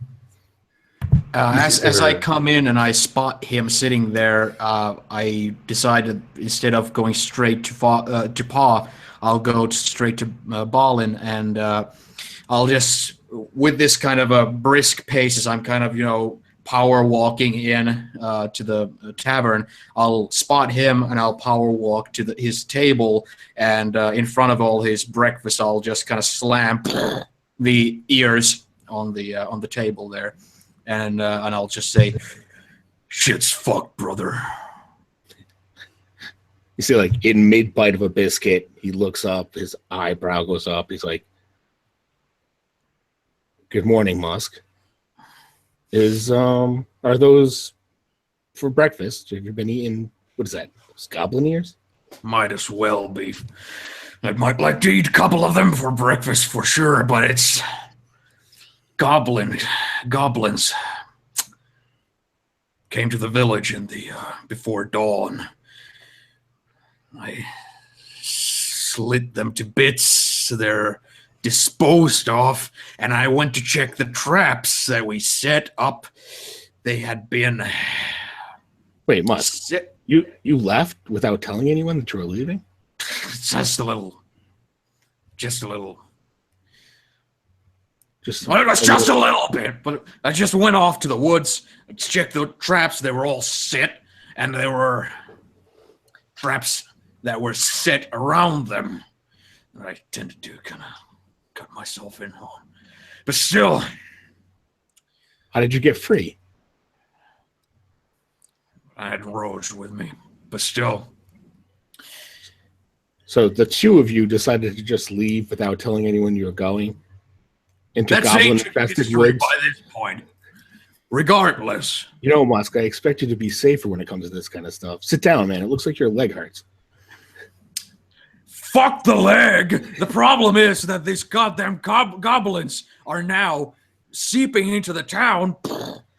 They're setting traps right outside the town, marking the trees. They're working in such efficiency and such boldness that this fucking thing is about to blow on our goddamn faces. So I'm just about to go wake Paw up to let him know that right as we're about to have our little celebration, most likely there's gonna be goblins already sharpening their goddamn spears, ready to march into the town. Brother, you notice that I put my hand up and I'm like looking around, and I don't know if there are any other patrons or anything, but I'm sure like the waiter's probably like, what the hell's going on? You see, kind of in the opening where you can get behind the bar. There's Loretta is sitting there and kind of is tilting on the back legs of her chair, and it's kind of having a book, and she's stopped reading by now, and it's kind of looking over the book at you guys like, what? And there's some patrons sitting very close by, not very close by, but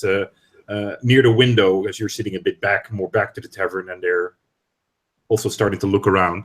Yeah, I'm operating with the blinders on again. I'm like, brother, please sit down, calm down. We don't want a mass panic. And I slide my full glass of water towards him. Here, drink this. You must be parched from that run that you made. And where's Roge? I believe you guys all entered at the same time, right? Oh yeah, I went We straight all to- kind of came in together. to Okay. basically get. I walked in basically just to like grab my things and like get ready for the day. Okay, so where Musk kind of approached you, you probably noticed Roge walked in and maybe gave you a nod and walked upstairs to get his stuff. Okay. But Rhea comes in, right? So she's at our table. Did she come up to our table? I would assume so, yeah. While you and Musk have the conversation, you see like Rhea's ears kind of perk over his shoulders as his form is obscuring her entrance, and all of a sudden you see her head poke over and around while Musk is like, "Shit is fucked." She looks around and goes, "Yes, indeed." From the various goblins that we have encountered in town. And she kind of looks around and notices the people there, and then kind of quiets her voice a little bit and sits down and goes, "There were around 5 or so near the schoolyard by the river, Balin." Were they armed? "No, they looked young, but they somehow snuck in, Well, possibly what? through a What were they doing? Perhaps setting traps, or stealing milk." no matter how hard as he tries, he can't hold the shock of like, really, that's what they were doing, stealing milk. That doesn't sound very goblin-y.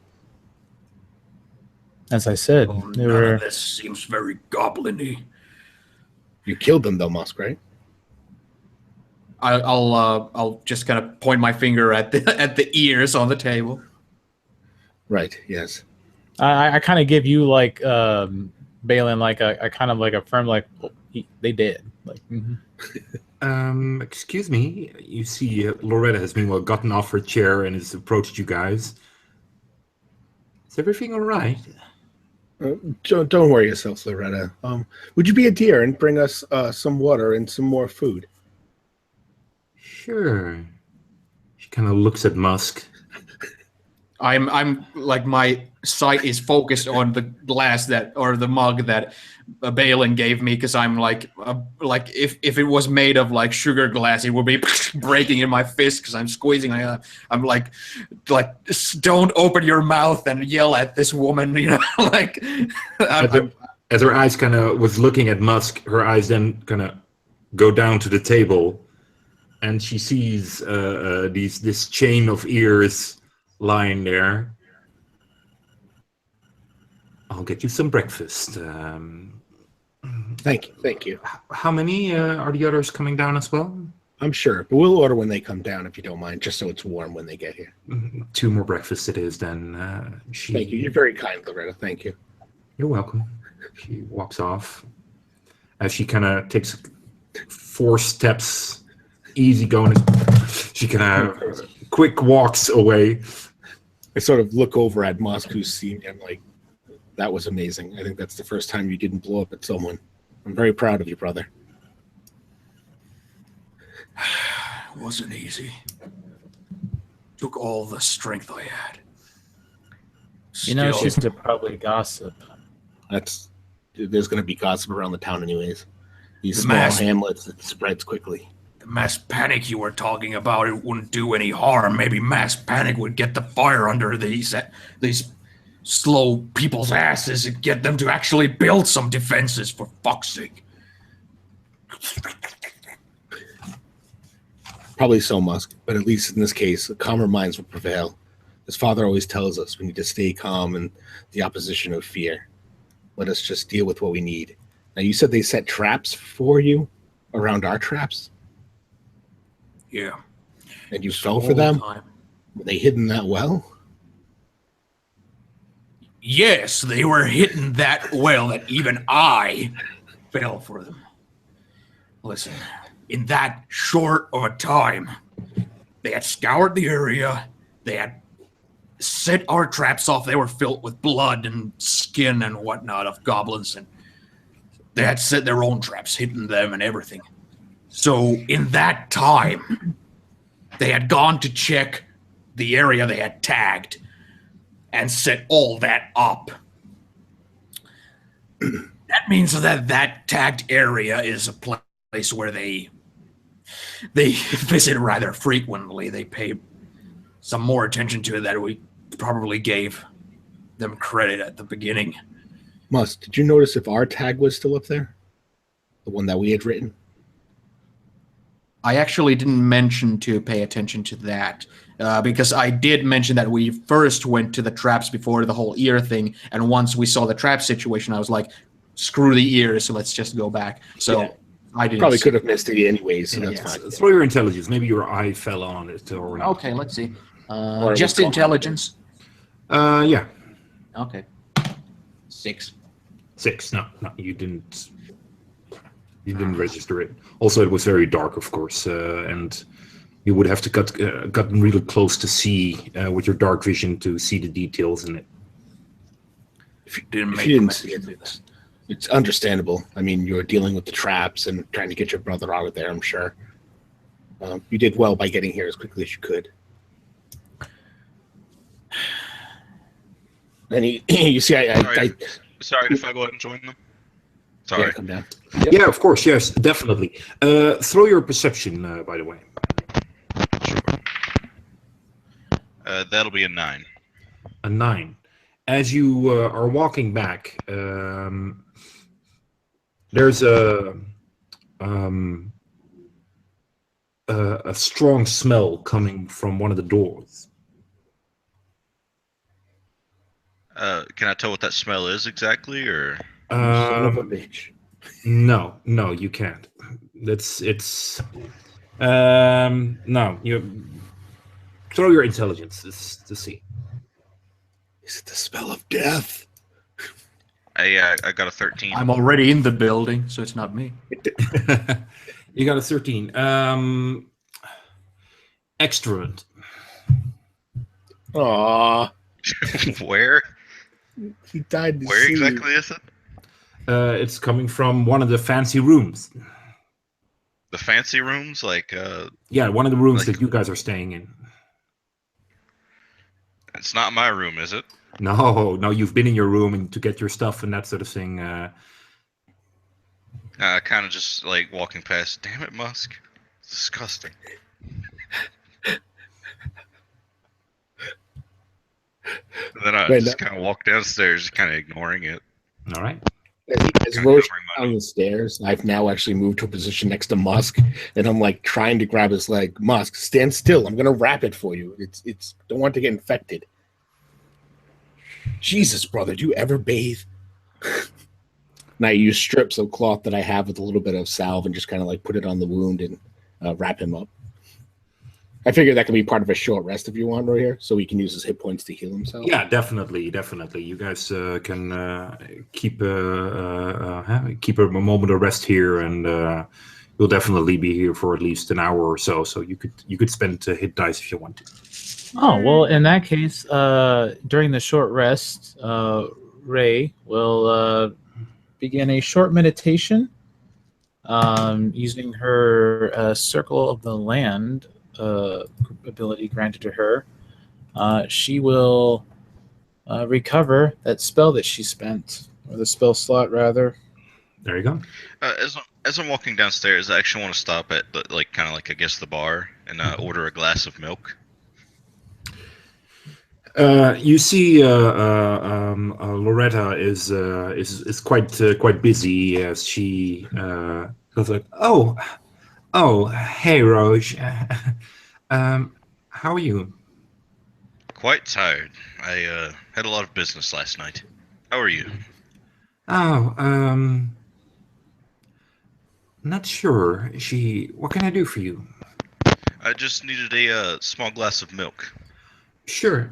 I already. I'm having the cook prepare breakfast. While she's pouring the milk for you, for your two brothers and your sister. You want some too? Yes. Here you go. She hands you a cup of milk. Thank you. And with that, I'm going to walk over to the kind of like just walking away from her at that very instant. I kind of walk over and I kind of wish to. Is there a sleight of hand? Yeah, sure. That's a pickpocket. I'm not trained in it actually, and it says sleight of hand on my page here. Mhm. I wanted to try to trade out the glass in front of Musk here. All right, that's doable, definitely. Son of a bitch. I was just thinking what the terms of our bet were. I can't remember anymore. How exactly do untrained skills work, or ones you're not proficient? So you just roll your dexterity, pretty much. So you don't get a proficiency modifier on it. Yeah, so it's just your Okay, so- ability modifier. No. Yeah, D20. 17. 17. You. Yeah. With as if you're a trained specialist, you kind of switch the cups. As You can make that as an opposed roll if you want to see if he spots it. no. Musk is too frustrated. He's occupied. That's fine. Yeah, that's fine. Take a little spot there. He's probably occupied looking at me anyways. messing with I'm his totally. Though I was squeezing. It's like I'm so pissed that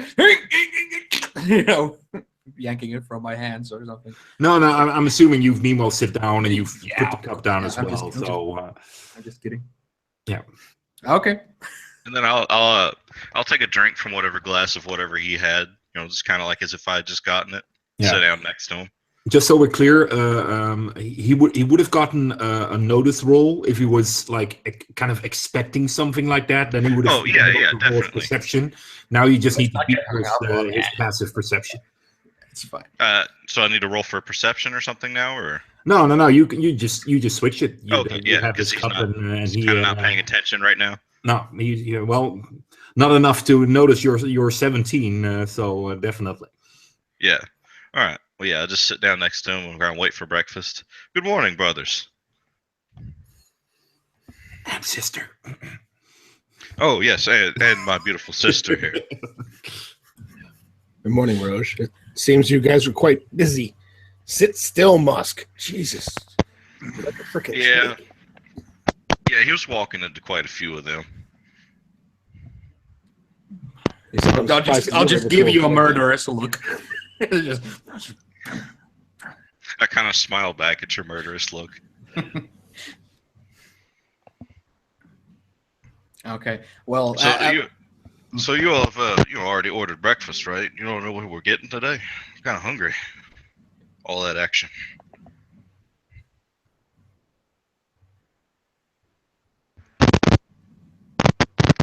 Can you hear me?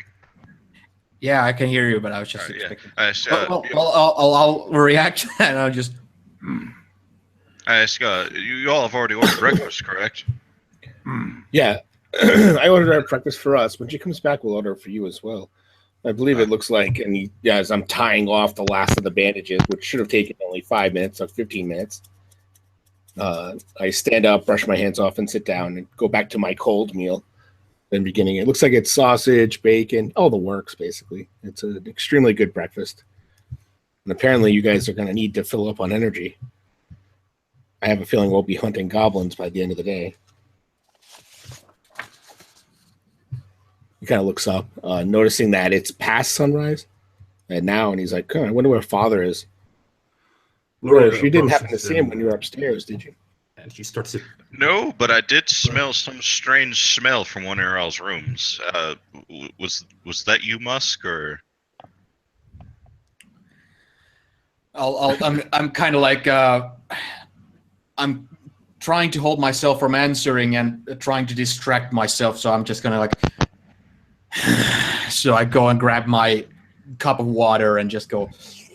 And for someone who has never drank water, who has never drank milk and has drank, the muddiest of muddy water instead, this buttery, greasy, like Musk's vision of this is that, it's coming from a dirty animal's tit. It's like the reaction is similar. It's very much like a cat or something, puking. It's just like, sipping on it and immediately just it like flowing out from the sides of his mouth instead of spitting out or anything. Just as he's holding a cup, and he immediately looks into the cup, and a slow, murderous, even more murderous look comes a certain individual's way. With, if you can imagine, the background behind Musk losing some of its color saturation and going darker as he's kind of,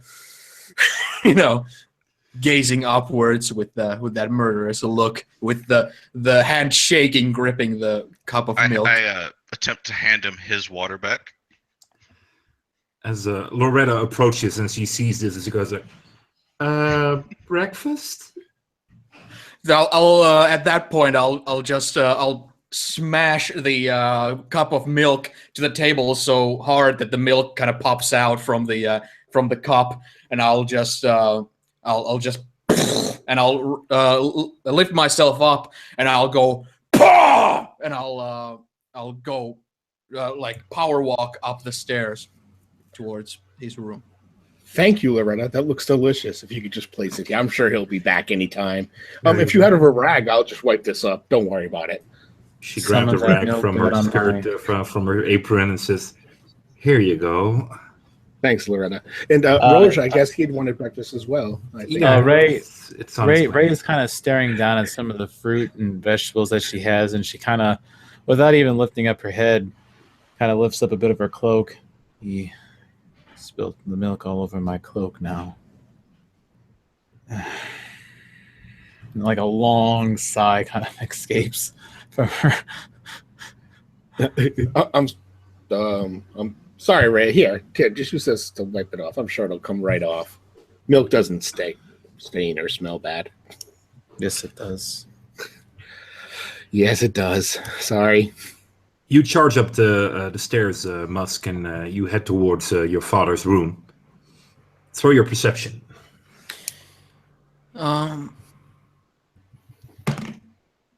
One. Holy Like crap! the third, or maybe even the fourth one that I've rolled in this short time. You just Okay. Where did the door go? I cannot perceive anything. Are you knocking, or do you just enter and go in? I plan on just entering because I'm in such a foul mood that I'm just, again, like full on blinders. You slam open the door and your eyes kind of widen as you see your father lying there on the bed, cut open. Oh, motherfucker. I was just expecting him to be just there, kind of just, dying naturally, but oh, shit. I'll immediately, like, take like immediately, like, it's like like walking to a brick wall emotionally. It's like, oh, I have all this hot air in me, immediately just turns to ice. I'll just immediately, like, I'll take a step backwards and close the door, and I'll just kind of stand there. I'll let out, like, I'll empty my lungs completely, just, and even though I hate humans and I have very little love for fellow man and all that kind of thing, we're talking about my adoptive father here. I'll like, after I do that, I'll kind of place my hand on the door, and I'll kind of, put my weight on one foot and kind of relax the other, and kind of put my head down a little bit, and I'll just breathe. I'll just try and collect myself. I'll just, like, my back will just kind of be expanding and going down and expanding, going down, just kind of like trying to collect myself as cold sweat starts to kind of drip down. I'll like, little by little, like, the outside voices of the talk around the breakfast table and stuff will kind of return to my my hearing, kind of thing. You see this kind of big man, fat man, kind of walking through the hallway, and he looks at you and says, "What a smell! Jeez, dirty old." I'll use my intimidation, and I'll immediately just, that's the thing that snaps me out of the freezing kind of thing emotionally. I'll immediately I'll step in front of him so that it's like nose to nose, like uncomfortably close to, like like a boxer kind of standoff thing, and I'll use intimidation on him, and I'll just say I'll just say fat fuck, I'll spill your guts out. And that's it. All right. Do you actually want to try to intimidate him to do something, or yeah, sure. Because at this point, I'm just trying to hold myself back because I'm just emotional overcharged. It's like pissed off out of throw your intimidation. Yeah, pissed off through the provocation of just little, like, brotherly horseplay there, but still, like, feeling the embarrassment and the kind of aggravation from that, and then the father thing, and now this dipshit on top of it. So hopefully I won't throw another one. Another one, yeah. Yeah. Would I have advantage on this? Yeah, probably, yeah. Okay, let's see. Aha, good thing, because I rolled a 3. And the next one is 2. So, oh my god! So, yeah, 3 plus 2 from my intimidation. So glorious 5. Why did I decide to roll? Well, you kind of growl at this man as he first looks a bit like, and then just kind of toughens up. Just get out of my way, you filthy orc. This is clearly not somebody that is from this village, because everybody in this village knows you and wouldn't talk to you in this kind of way. Yeah, now it's like as he walks down the stairs, the thing that my brothers around the table will see, they won't see me just walking down the stairs. They will see me walking down the stairs with my eyes locked on this guy's neck, and me pulling out my knife from with murderous intent in my eyes.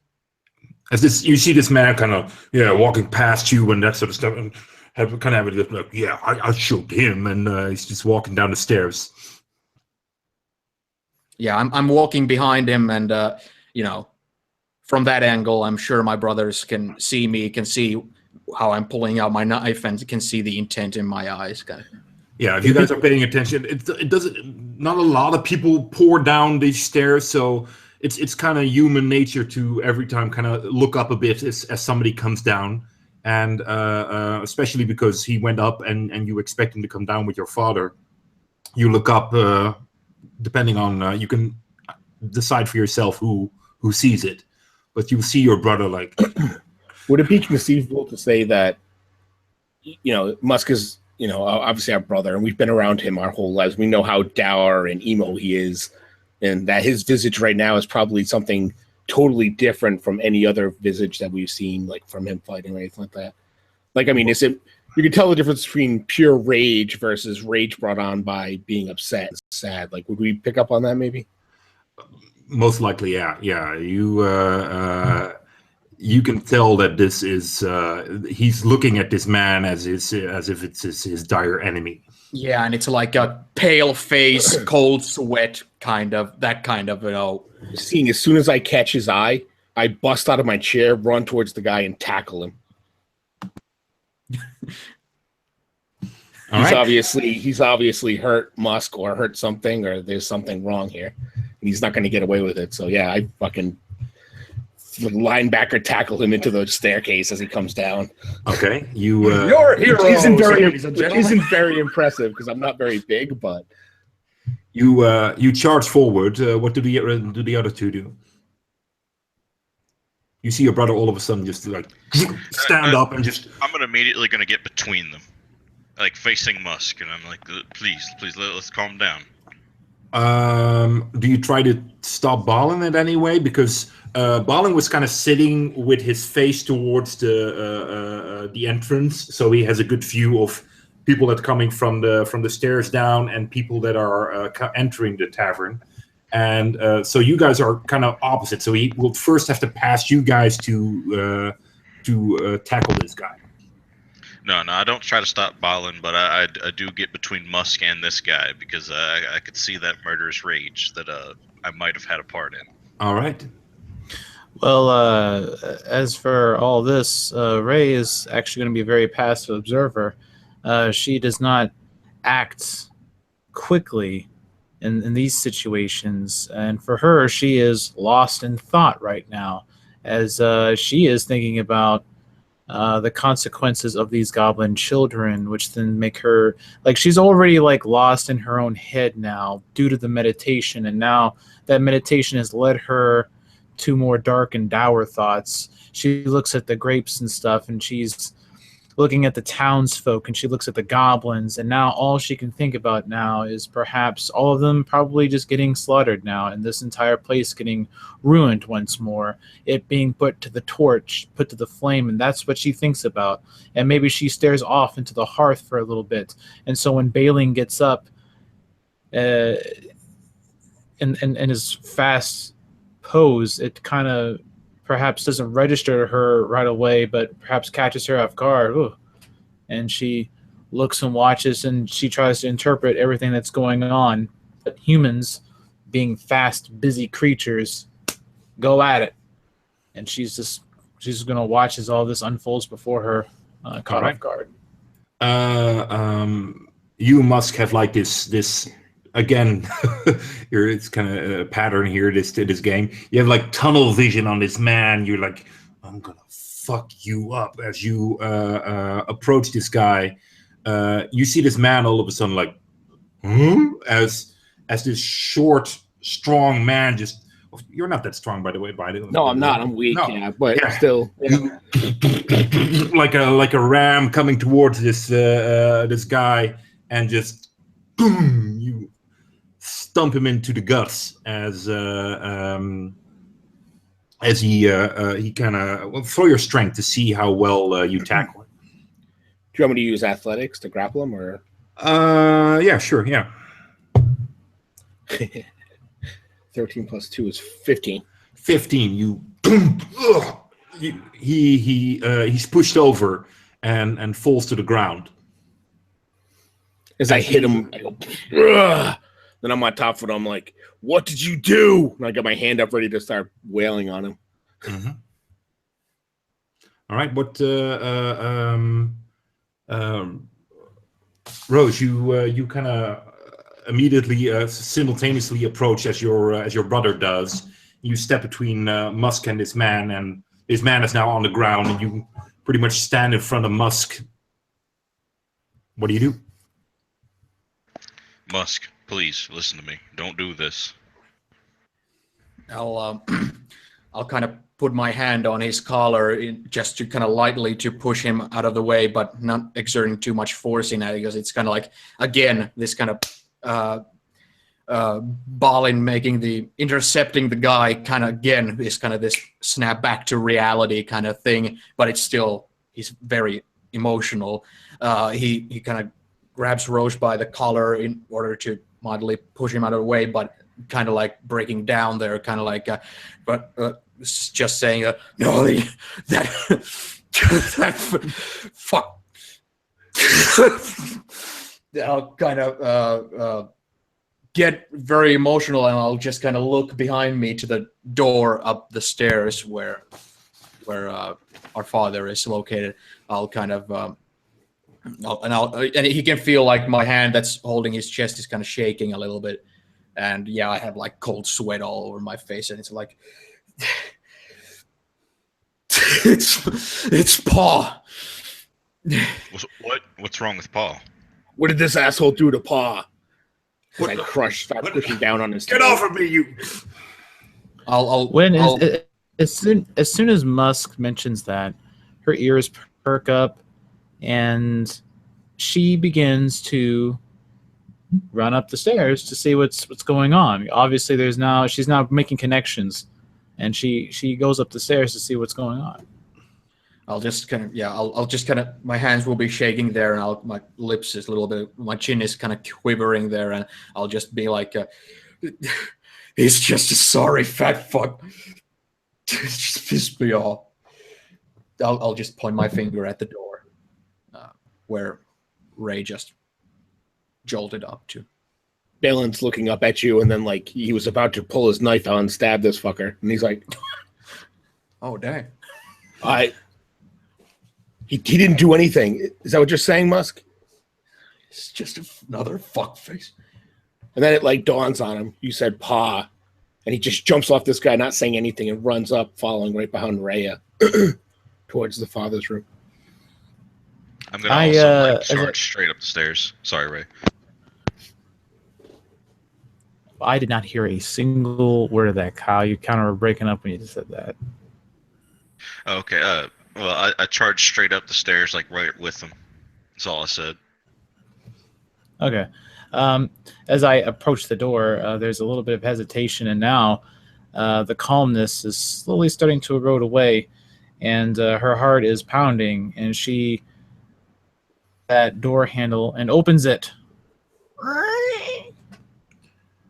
The smell of excrement and blood and nastiness just enters your nostrils immediately, and you see your father lying there, and somebody has cut him open from like his neck towards his crotch, and has actually taken the time to skin of to cut the skin loose, and it kind of hangs open like a drape, and like a bloody eagle, one might say. Yeah, something like that, and stuff has been cut out of his chest and stomach, and you can see that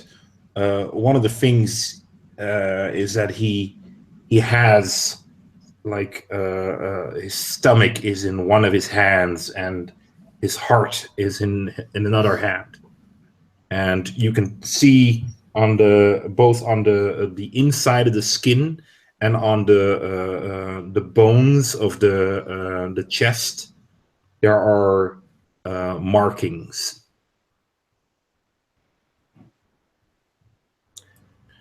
I slowly begin to walk into the room, and as I do, my hand is clasped up to her mouth in utter shock, and she begins to, with very slow and lithe movements, make a slight approach around the body, and just looks around and taking in everything as best as she can. But this is like her nerves are firing a million miles a minute now. Her heart is beating super fast. Her adrenaline is starting to run. Her breath is starting to quicken more and more, and she's finding it more and harder to just stay calm. But she tries her best to just take in what she can, because this is a very bizarre way to do away. This is obviously a message, and she does take note of those symbols.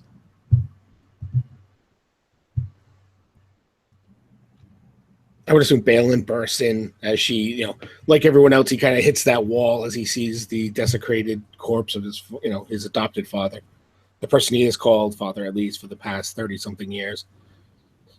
He sort of steps forward, moving towards Rhea, and then just kind of flops into the nearest chair and just puts his hands up to his head like he just can't believe what he's seeing. But he says nothing or does anything, just stares at the body.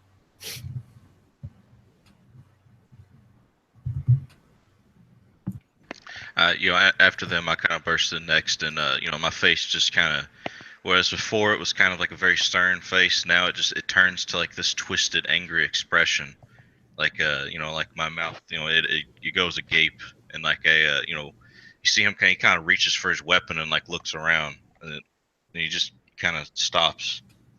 Like his whole demeanor just changes. Whereas you all normally know him as a very cool, calm, composed person, is now you just see rage in him. You see him actually turn, and he just punches the side of the wall, like right close next to him there. Kind of no sense behind it. He's just engulfed in rage at this point. And he turns to you all. Who the fuck did this?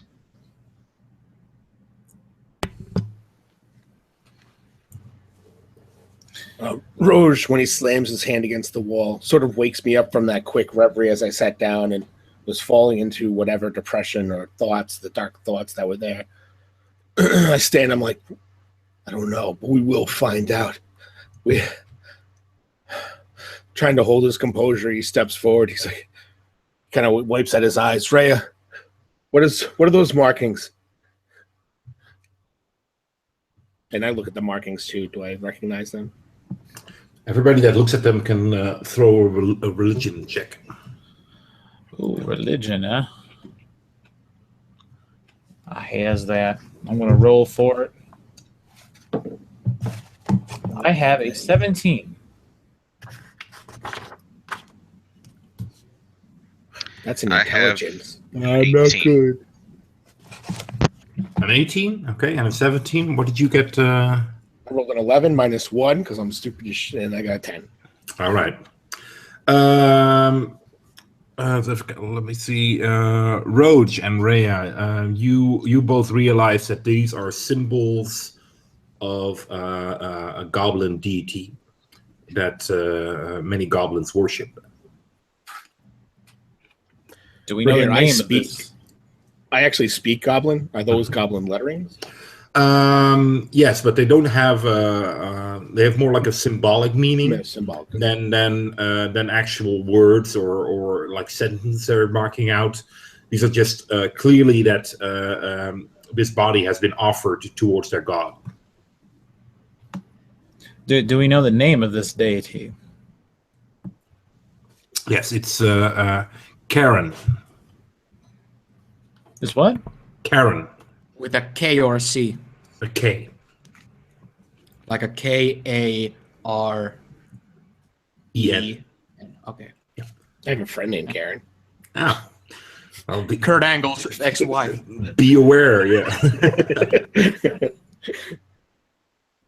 So it's Charon. No, it's Karen. Karen, just like the Oh. American statement, Karen.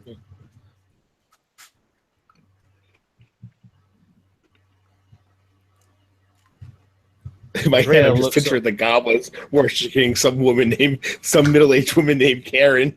And I'm like, why are they worshiping Karen? Same here. It's Karen Angle, of course, comes to my mind. Kurt Angle's ex-wife, who was a wrestling ballet. So of course that's she's gonna Oh. be the. That Yeah, actually okay. that made me tear up from laughter. That's hilarious. Okay, back to.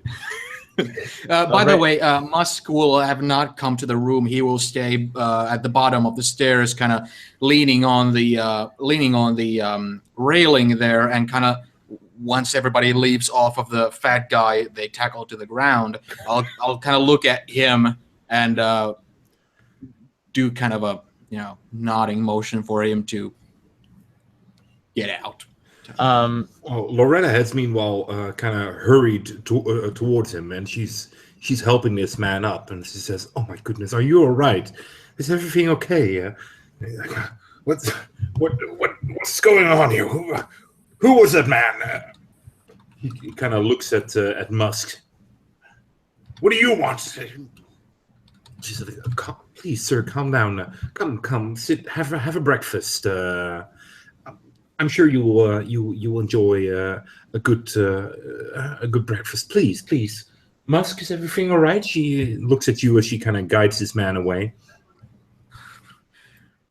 Fuck off. As she kind of, "Come on, please. As he kind of, "Well, lucky I don't call the guards." She kind of sits him down, and she tries to pay attention to this man, but as she's working with him and just trying to calm him down and telling him comforting words, she constantly throws glares over at Musk, and you see her kind of murmur, or you hear her kind of murmur under her voice, like, "Oh, where are the others?" As apparently. I'm like. She's the only one of the 5 sisters that's actually here at this time. Yeah, it's like my face. I'm completely zoned out. Like I'm pale, I'm sweaty, I'm looking into the abyss basically, and I'm just leaning on the hand railing of the stairs, and I'm just kind of like my hand is shaking while hanging on its own, kind of thing. I look like on the brink of hysteria, but keeping my composure to. Mm-hmm. As much as I can. Well, you're standing there, you kind of like the railing or the thing that you're holding on to is kind of resonating in the shaking of your hand, and just trying to keep it together. Yeah. Ray, Roge, search. We need to find. I mean, how did they get in here? Quickly investigate. As I'm guessing you had a window up there, right? Well, wait, hold on. But just before that, to answer the question before that about is that a religious symbol? Rayla gets close to the body, and she kneels down, still with one hand over her mouth. The other hand extends outwards, just a little bit shaky, and it slightly goes over the lettering. And as she does, she's muttering words underneath her mouth, and then looks back towards you, Balin, and as you as well, Roge, and says, This was a profane ritual performed here. Of our father's, our adoptive father's soul, the goblin deity, Karen. This was a ritualistic assassination.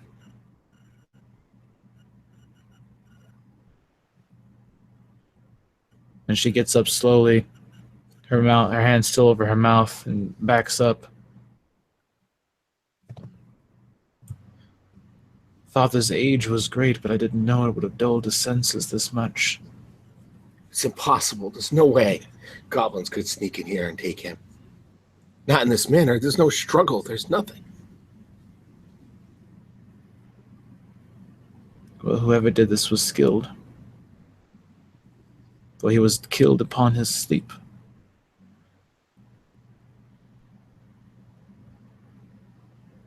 And she begins to kind of just look around a bit, and her dark eyes just scanning the room. It was done meticulously. The blow must have been quick, but the ritual was long.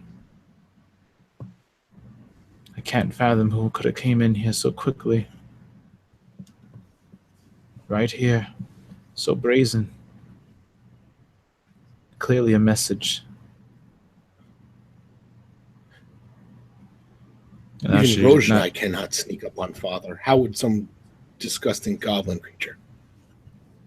They don't have the skill. And he begins to walk over towards the window. Is the window open? Yes. I'll begin to search around the window and looking out to see if there's a platform or a ladder or something that they could have climbed. As you look out the window, there's just a part of the roof. So to do a proper investigation, you would have to climb out of the window to see how easily people could or things could get on this roof.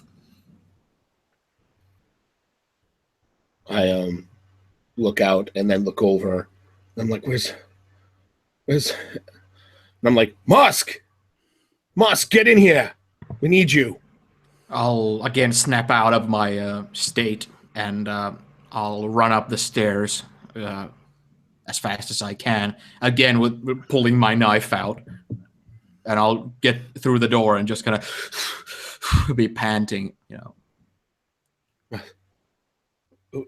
We need you guys to stay calm. Search this room for anything, for tracks, anything. See if you can find it. I'm going to go outside and see if I can figure out how they climbed up, these pieces of shit. And then I throw a leg over and begin climbing out the window. All right. Throw your acrobatics.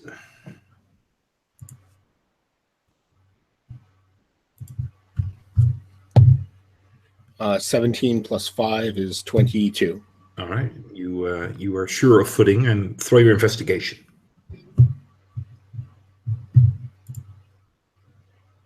See, investigation. Oh, wow, this is good, dude. You're gonna like this. I'm stupid, so 12 minus 1 is 11. 11. I'm untrained in investigation. You look around, and you could get up here. I could do it. Yeah. Yeah, so anybody could do it. If I could do it. With that, I'll climb back up into the window, and hopefully they've noticed something during the time that I'm fooling around out here looking around.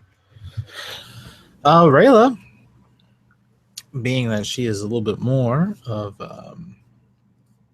is going to take a little bit more of a different approach to this, begins to kneel down and taking deep breaths.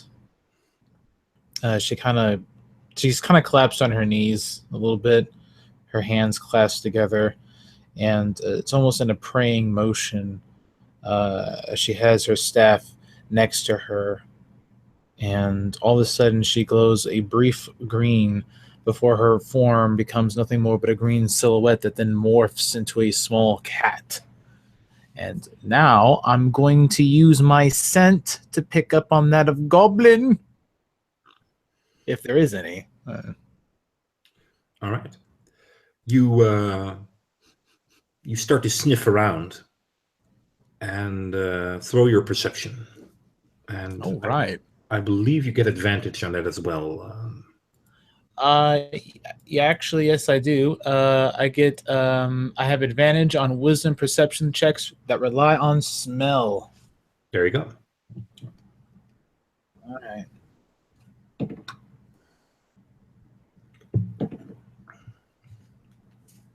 Okay, so the first, I'm going to take the 17 that I got because the second roll is a nat 1. So I think I got advantage on that. Otherwise, it would have been terrible.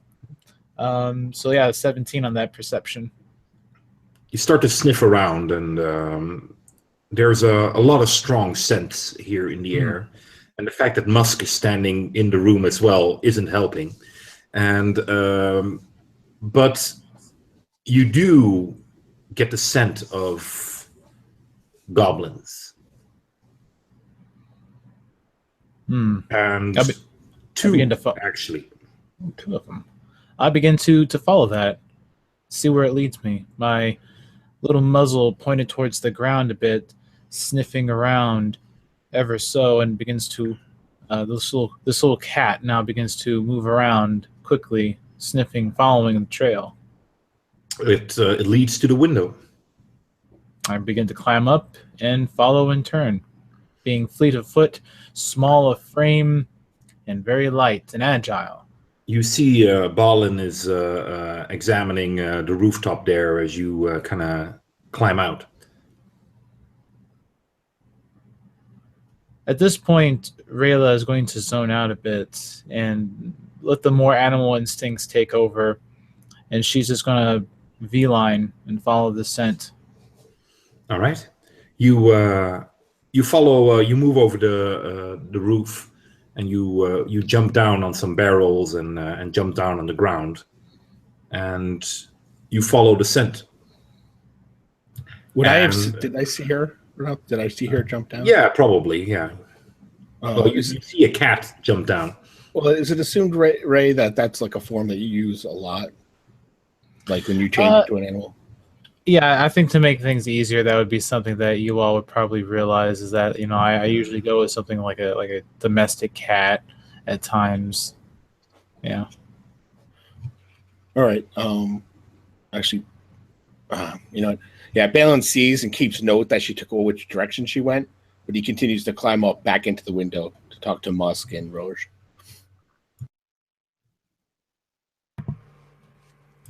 Sorry, keep going, Phil. I just wanted to. I was originally going to follow you, but I don't think he would follow you. I think he would actually go talk to Musk and Roge and deal with Father. All right. As soon as she lands on the ground on all fours, we now have the camera panning back as this little cat begins sniffing along the ground a little bit. We see even a mouse that pops out. No mind is paid towards that. That is not what this cat is after in terms of prey. I actually want to basically march myself angrily straight to the guard captain. All right. So you leave the room and you head down. Yeah, I head straight out the door without looking at anything going on down there. Are we just going to say that I got there, or? Yeah. You, Okay, it takes a while for you to get there. Yeah. So if anybody else wants to do something, then they get to go first. Well, I mean, when I entered the window, I was looking for Roge and Musk. Musk is not there. Roge is gone, so I have to wait a second till Jonas gets back. So if you want to carry along with Phil until then, since he's still running. Yeah, Phil, you have jumped down onto the ground and you are following the scent that you've picked up, and as you do, it leads towards the river, and follows the river for a while, and then it where the children you guys met were on the north side. These tracks lead towards the south side, and you see them. The track kind of stops at the river.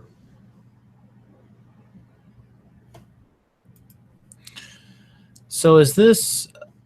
So the descent leads me to where we found those goblin children, correct? No, they were at the north side, and the track the descent leads you to the south side.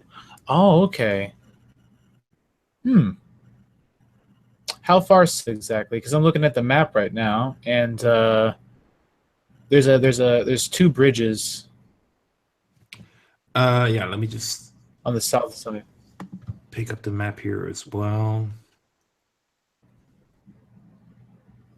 Of good old Thornwall.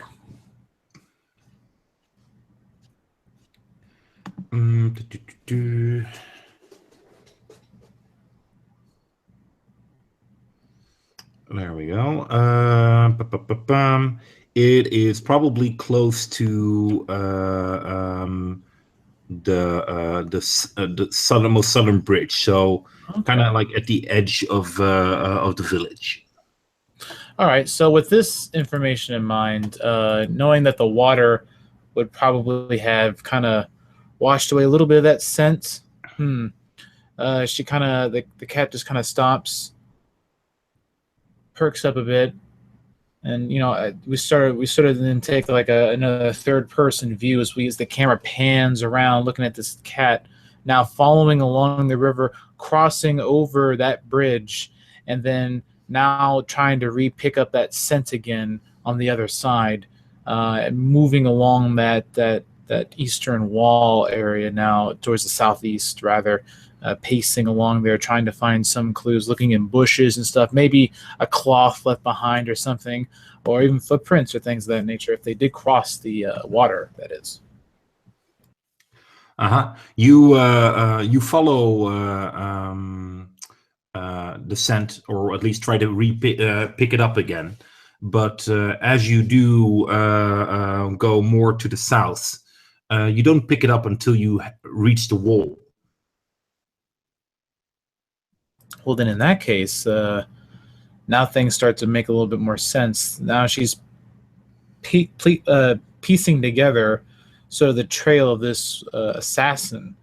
And in her mind, she keeps thinking of what a potent individual this must be in order to have committed this on a man that is regarded as a hero, to be slain in this fashion, to be caught off guard. A lot of these thoughts are still running through her mind, but she quickly tries to regain focus and begins to pace along that wall a bit and climbs upon there and begins to walk along it, try to establish some further trail. And if it takes her out, she will follow it out.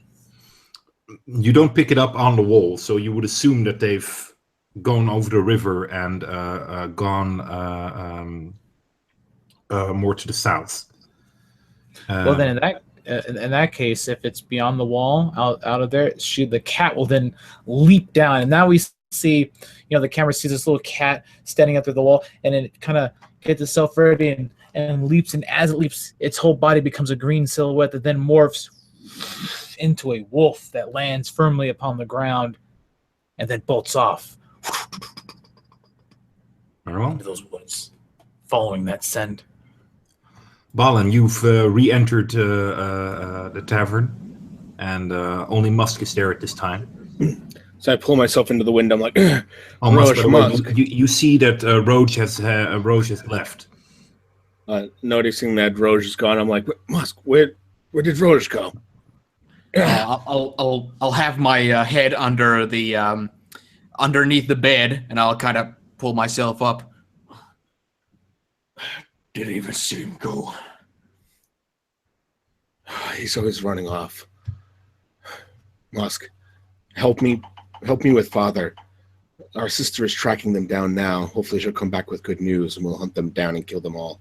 But help me prep Father. And then you see I tentatively lay the skin back in place and begin moving his body to cover him so that he's not just laying there naked with his body parts all exposed. Yeah. Since he's laying on his bed, as I'll try to put his body into a kind of a, his hands to the side and making him like a lean package, so that I can take the sheets and kind of wrap them around him, making him into a package that you could lift and carry and sort of. Yeah, we almost tightly wrap it, almost mummy style. Yeah, because I don't want any of these assholes to see him in this manner. I want them to remember how powerful and strong he was. Exactly. And then we get done. I reach over and grab Father's longsword and place it on the top of him. It's gone. That, you son of a bitch! You took his sword. I immediately start searching. My father's sword. Yeah. Is any of his gear there? As we look around. there are some garments there, but the things that you've noticed the most that are gone are 2 rings that he wore on his fingers, the cloak that he wore, his sword, his knife, and the bow and the quiver of arrows. Those are all missing. His armor's still there, though. Yeah, well, the leather armor that he wore, yeah. Yeah, look at it. Yeah, but it's propped up on a chair. What was it? 3 rings, cloak, sword, bow, two quiver. rings. Two rings. Oh, A 2 cloak, rings. sword, knife, and bow and arrows. Yeah. Okay. There. Okay. Yeah. Well. I look over at Musk. I'm like, all right, Musk. We need to be calm until we need to not be calm anymore, and then we'll just unloose holy hell on them. Hopefully she gets back. Let's And then he stops and he looks. He's like, how did they know where to go? I never heard of no goblin assassins. I've only heard stories of assassins of this efficiency. Knowing where we are, the efficiency with the traps in the woods, I'm starting to think this is when something is too good to be true, when it seems no goblin should be this smart, most likely, because they're not this smart. It makes no sense to me. How would they know which inn he's staying at, which room he's staying at, to hunt him down specifically? I mean, they didn't randomly kill him. They sacrificed him. Somebody sacrificed him.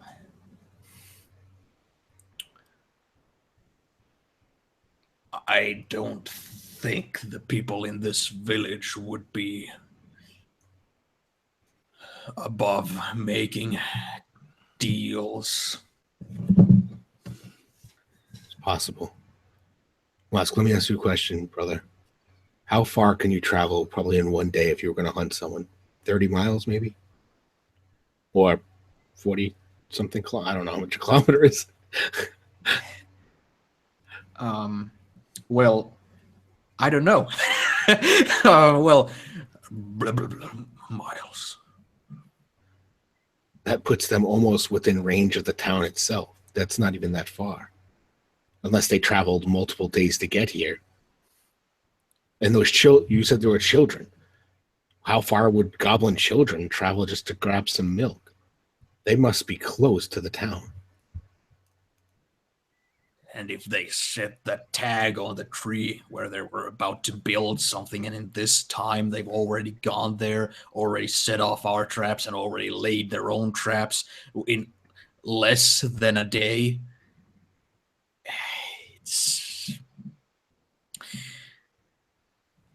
I don't know. I don't know what to make of it. I'm having severe malicious thoughts about the surroundings we're in and the people inhabiting it. This isn't fucking goblins. I'll be the first to say it. This isn't fucking goblins. Goblins might be the muscle in this. They might be the front in this. Either it's goblins either it's somebody hired by goblins, somebody making a deal with the goblins, realizing as well how insignificant of a deterrent our father in his old age is. I wouldn't put it past the inhabitants of this town to make a deal with the devil, as it were. I wouldn't, not for a second. They're wide-eyed dumb fucks for the most part, but I'll be honest, brother, I don't normally agree with your conspiracies, but something holds true in this situation. There's some sort of foul deeds involved. It's not even my tendency for paranoia and distrust of humans, but it's fantastical to suspect goblins to be this competent. This level of competency from goblins is it's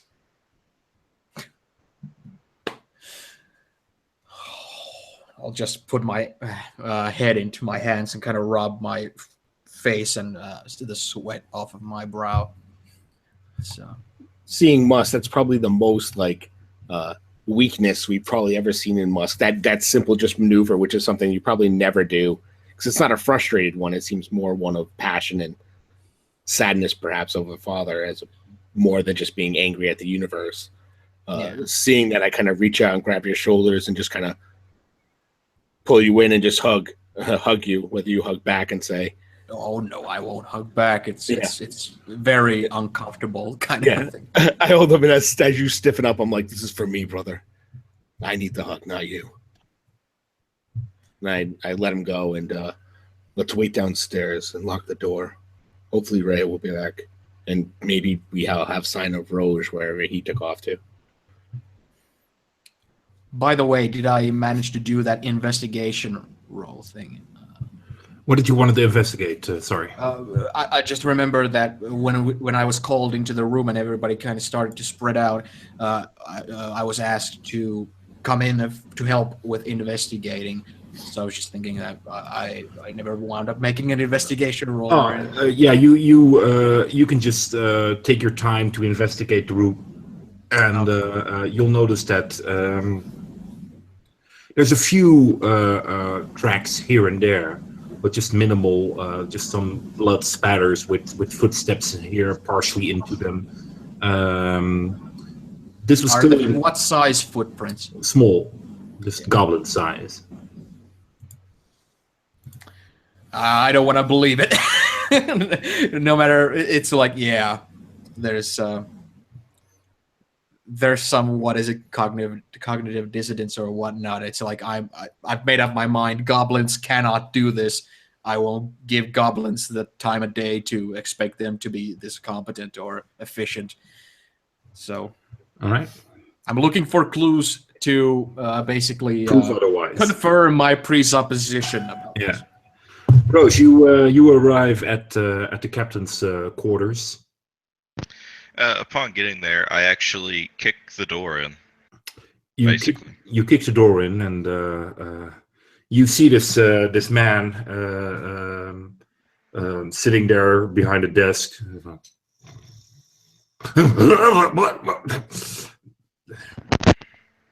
I kind of walk in as if I were to own the place. Does he have like a bottle of something like sitting on the table at all? No. He was clearly. He looks relatively fresh, so you don't think this is somebody that did the night shift here. So he's probably just some guy who just walked in and thought he'd catch some more Z's before starting his day. He's like, I'm going to slowly walk around him to stand behind him. This is, by the way, not the captain. This is just the guy that's in the front office. Yeah. He's like, what do you want? What are you doing here? I kind of bend down to speak into his ear. Where's the captain at? He's having breakfast. Take me to him. I have a crime to report to him. I kind of say that a little bit menacingly, like straight, like as if I was whispering it into his ear. He kind of carefully stands up, and usually he doesn't like to be disturbed when he's having breakfast, but come along. He leads you to the private quarters, which is in the same building as he. Excuse me, Captain. I walk in. You open the door and you walk in. Yeah. As you see this guy in a robe just sitting there, just. He's like, Roach, this is highly unusual. What's going on? I have a crime to report to you. And I kind of I walk behind him and Describe his size to me almost. He's middle age, and because he's sitting, he has a somewhat of a stomach, a gut to him, and he's sitting there. He's about it's hard for me to express height in. He's average height, so a little above average. That's a safe set. So, and I, behind him, I kind of bend down to whisper to him. You've heard of my father, correct? He looks very uncomfortable and says, yes, of course. Today is his festival. He would like to see you now. Me today Yes. now. Yes, now. He stands up. Let me just put something on. I'll be right there. All right. He walks into a different room and within 3 minutes comes out and just. All right. Is he at the tavern? Just come with me. Yes. Certainly. Hello. Any idea what this is about? You'll know when you see. All right. You see, as he's walking next to you or someone behind you, and you now and then look at him, you see his thoughts kind of wander off on what wonderful things your father will probably ask him to do, as in be his personal bodyguard during this feast and that sort of stuff, and express his gratitude towards him. And you see the smile on his face becoming bigger and bigger as he walks with you towards the tavern. And you enter the tavern and you see Loretta talking to Linda and Laura, and you see especially Linda, who is the oldest, look very angry as she sees you. She looks at you and says, "Raj, a moment, please." I look back to her and, with kind of an angry expression, "A moment, please." And I kind of gesture to the guard captain. As he, where's your father? He's upstairs in his room. I'll take you straight to him. As the two of you walk upstairs, you see Linda kind of look at the two of you going upstairs, and you see her kind of deciding not to follow. As you go upstairs, you hear your brothers both going through the room. Did you guys lock the room? No. No. Okay. We closed the door but didn't lock it. Or I didn't. One of the others might have. Okay. I didn't either. No, then it's not locked. I kind of gesture him into the room with my hand. He knocks and opens the door as he enters and sees your two brothers. Oh, what? As suddenly, as a scent reaches him and his eyes widen and he looks at the bed. Where is your father? Our father lies there dead. He kind of grabs the wall as he... No. What? How is this possible? No. And I kind of walk behind him because your guards are too busy lollygagging through the streets and harassing women to guard the place.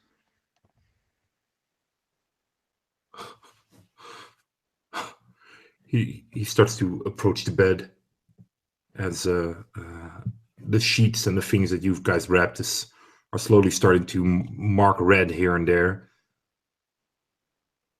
Oh no. I step up behind him and I'm like, I Captain. pull him from the room at that point. Well, no, you go ahead. I'm sorry. Captain, what you see here, we're only letting you know, just so you know what happened to Father. But you will not tell anyone the way that you see him now. As far as everyone's concerned, if you wish to say that he was killed, he was killed fighting fiercely, defending the inn from invasion. You understand me? Yes.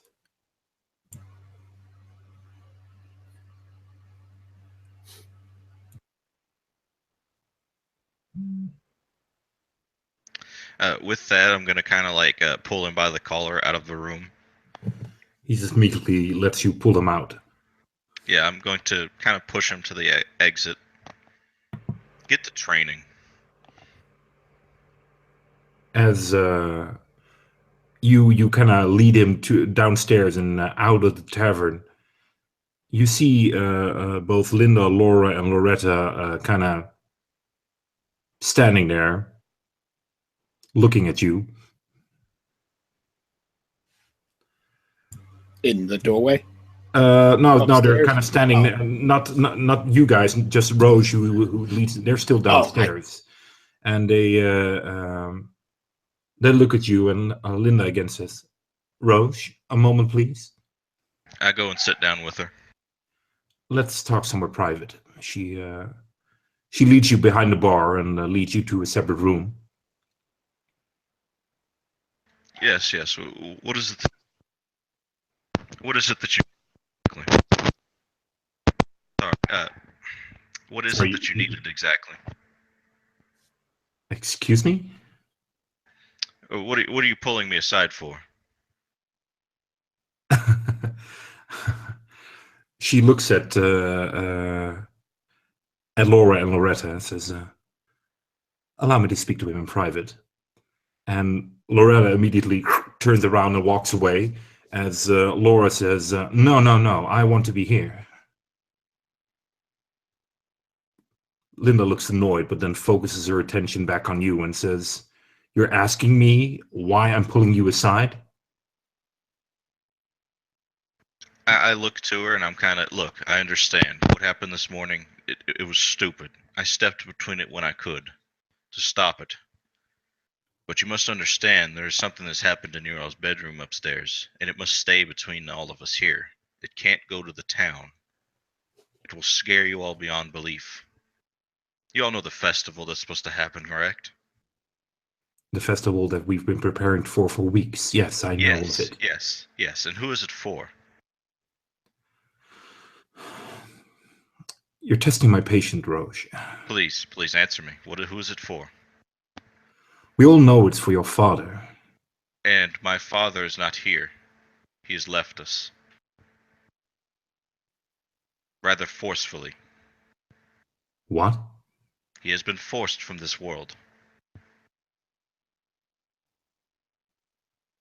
So yes, my brother's freaked out about it. I apologize. But I think you would too in our shoes. Your father is dead? Yes. And with that, he kind of like looks down and he kind of looks back up. You see like his eyes become like bloodshot red to a degree. That's what the captain was here for, to confirm it. Now, if this gets out to the town, you all start gossiping about it. Do y'all know what will happen to this town? Everyone will be scared, terrified for their lives. You don't want that. Laura immediately runs out of the room. And within like half a minute, Loretta is dragged into the room. And you see her, ow, ow, ow, ow, ow. She's like, being pulled on her hair and says, "I'm not going to say anything," she says. As Linda is looking at you, and she walks towards you and places a hand on your shoulder. And with that, I kind of put my hand on her shoulder and I kind of like look down. This is gonna put a damper on things, I believe. That's putting it mildly. I'm crushed. Yes, I'm trying to remain calm in this situation. It's what he would have wanted. Of course, I understand. Yeah. With that, he kind of like breathes very big, as it, you could see the shaking in his hands, and he like looks around. You all have heard me, correct? This cannot go to the patrons. This cannot go to your family. This stays with us, as best as you can. Of course. But something like this, people are expecting to see your father. You can't keep this quiet for long. My plan is to go to the neighbor, or not to the neighbor, the mayor, and discuss it with him. Beyond that, me and my brothers will come up with something. I don't think it'll be a good ending. I understand. Loretta, not a word. What? Of course not. I'm so sorry, Roche. I wish there was something I could do. I do as well, but I must leave. Of course. There's many things you must be doing. And with that, I'm gonna go back upstairs with my brothers there. You go back upstairs and you find your two brothers. Ray, you meanwhile run past the river, down the river, and you make good speed. And the river is easily followed because it's usually people use horses and things to pull back the boats up the river. So there's a nice path besides it. On narrow places, you now and then jump over to the other side to see if you can pick up the scent there. But after about an hour or so of running, you see a boat. Well, at least what its function is being a boat. It's a somewhat crafted vessel, which is used to go over the river, and it's small, just a little bit bigger to host, you would say, 2 goblins. And as you approach it, there's a scent, a familiar one.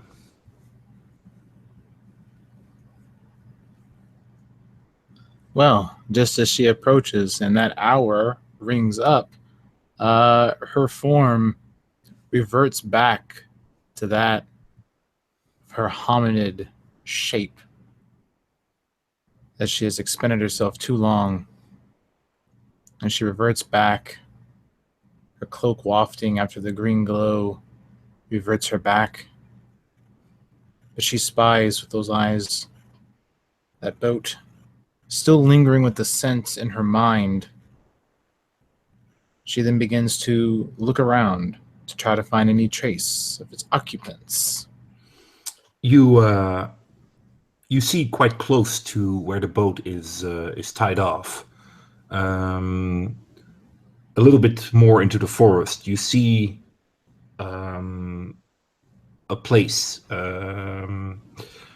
Can't say it's an open area, but because there's some trees there, but it's clearly an area that has been used very frequently, or very recently.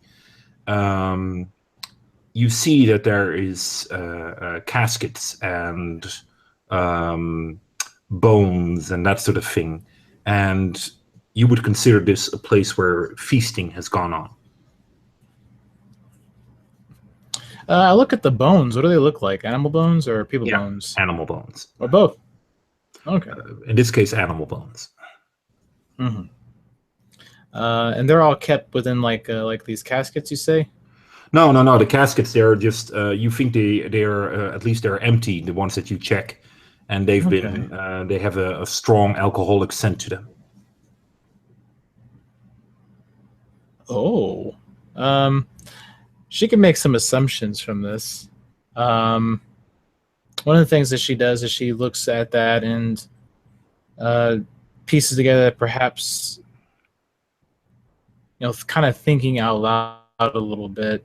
She goes to herself, some brew from the dwarves up north as well. She takes another hint. Perhaps. Hard to tell. feasting has gone on here. But where are those who have feasted? She begins to look around, trying to find those who were there.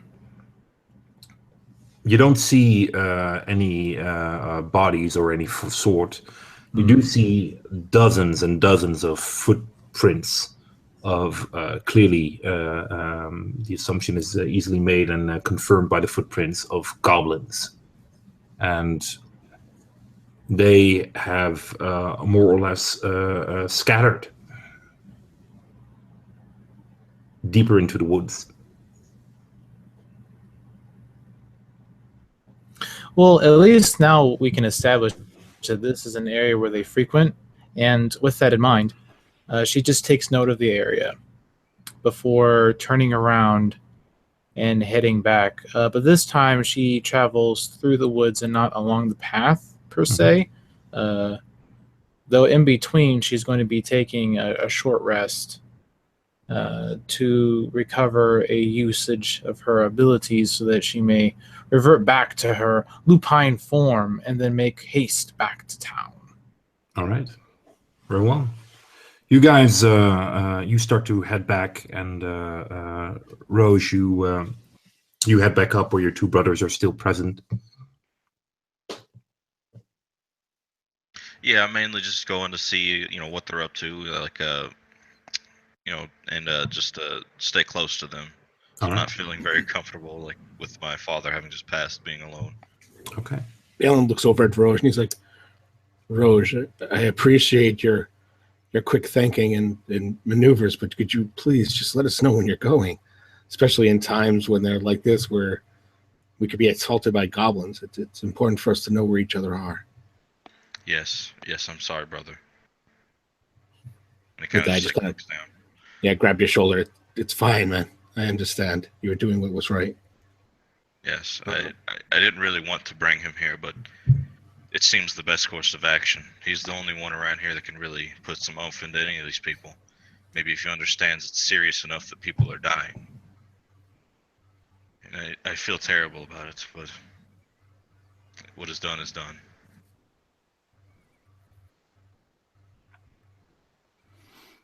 That Balin nods, and then we're going to just, as far as Balin's concerned, I'm going to just holding pattern, wait for Ray to get back, because without her, we're not going to do anything else. Yeah, you guys need to decide what you're going to do and how you're going to start to communicate this. So you wait for... sorry, yeah?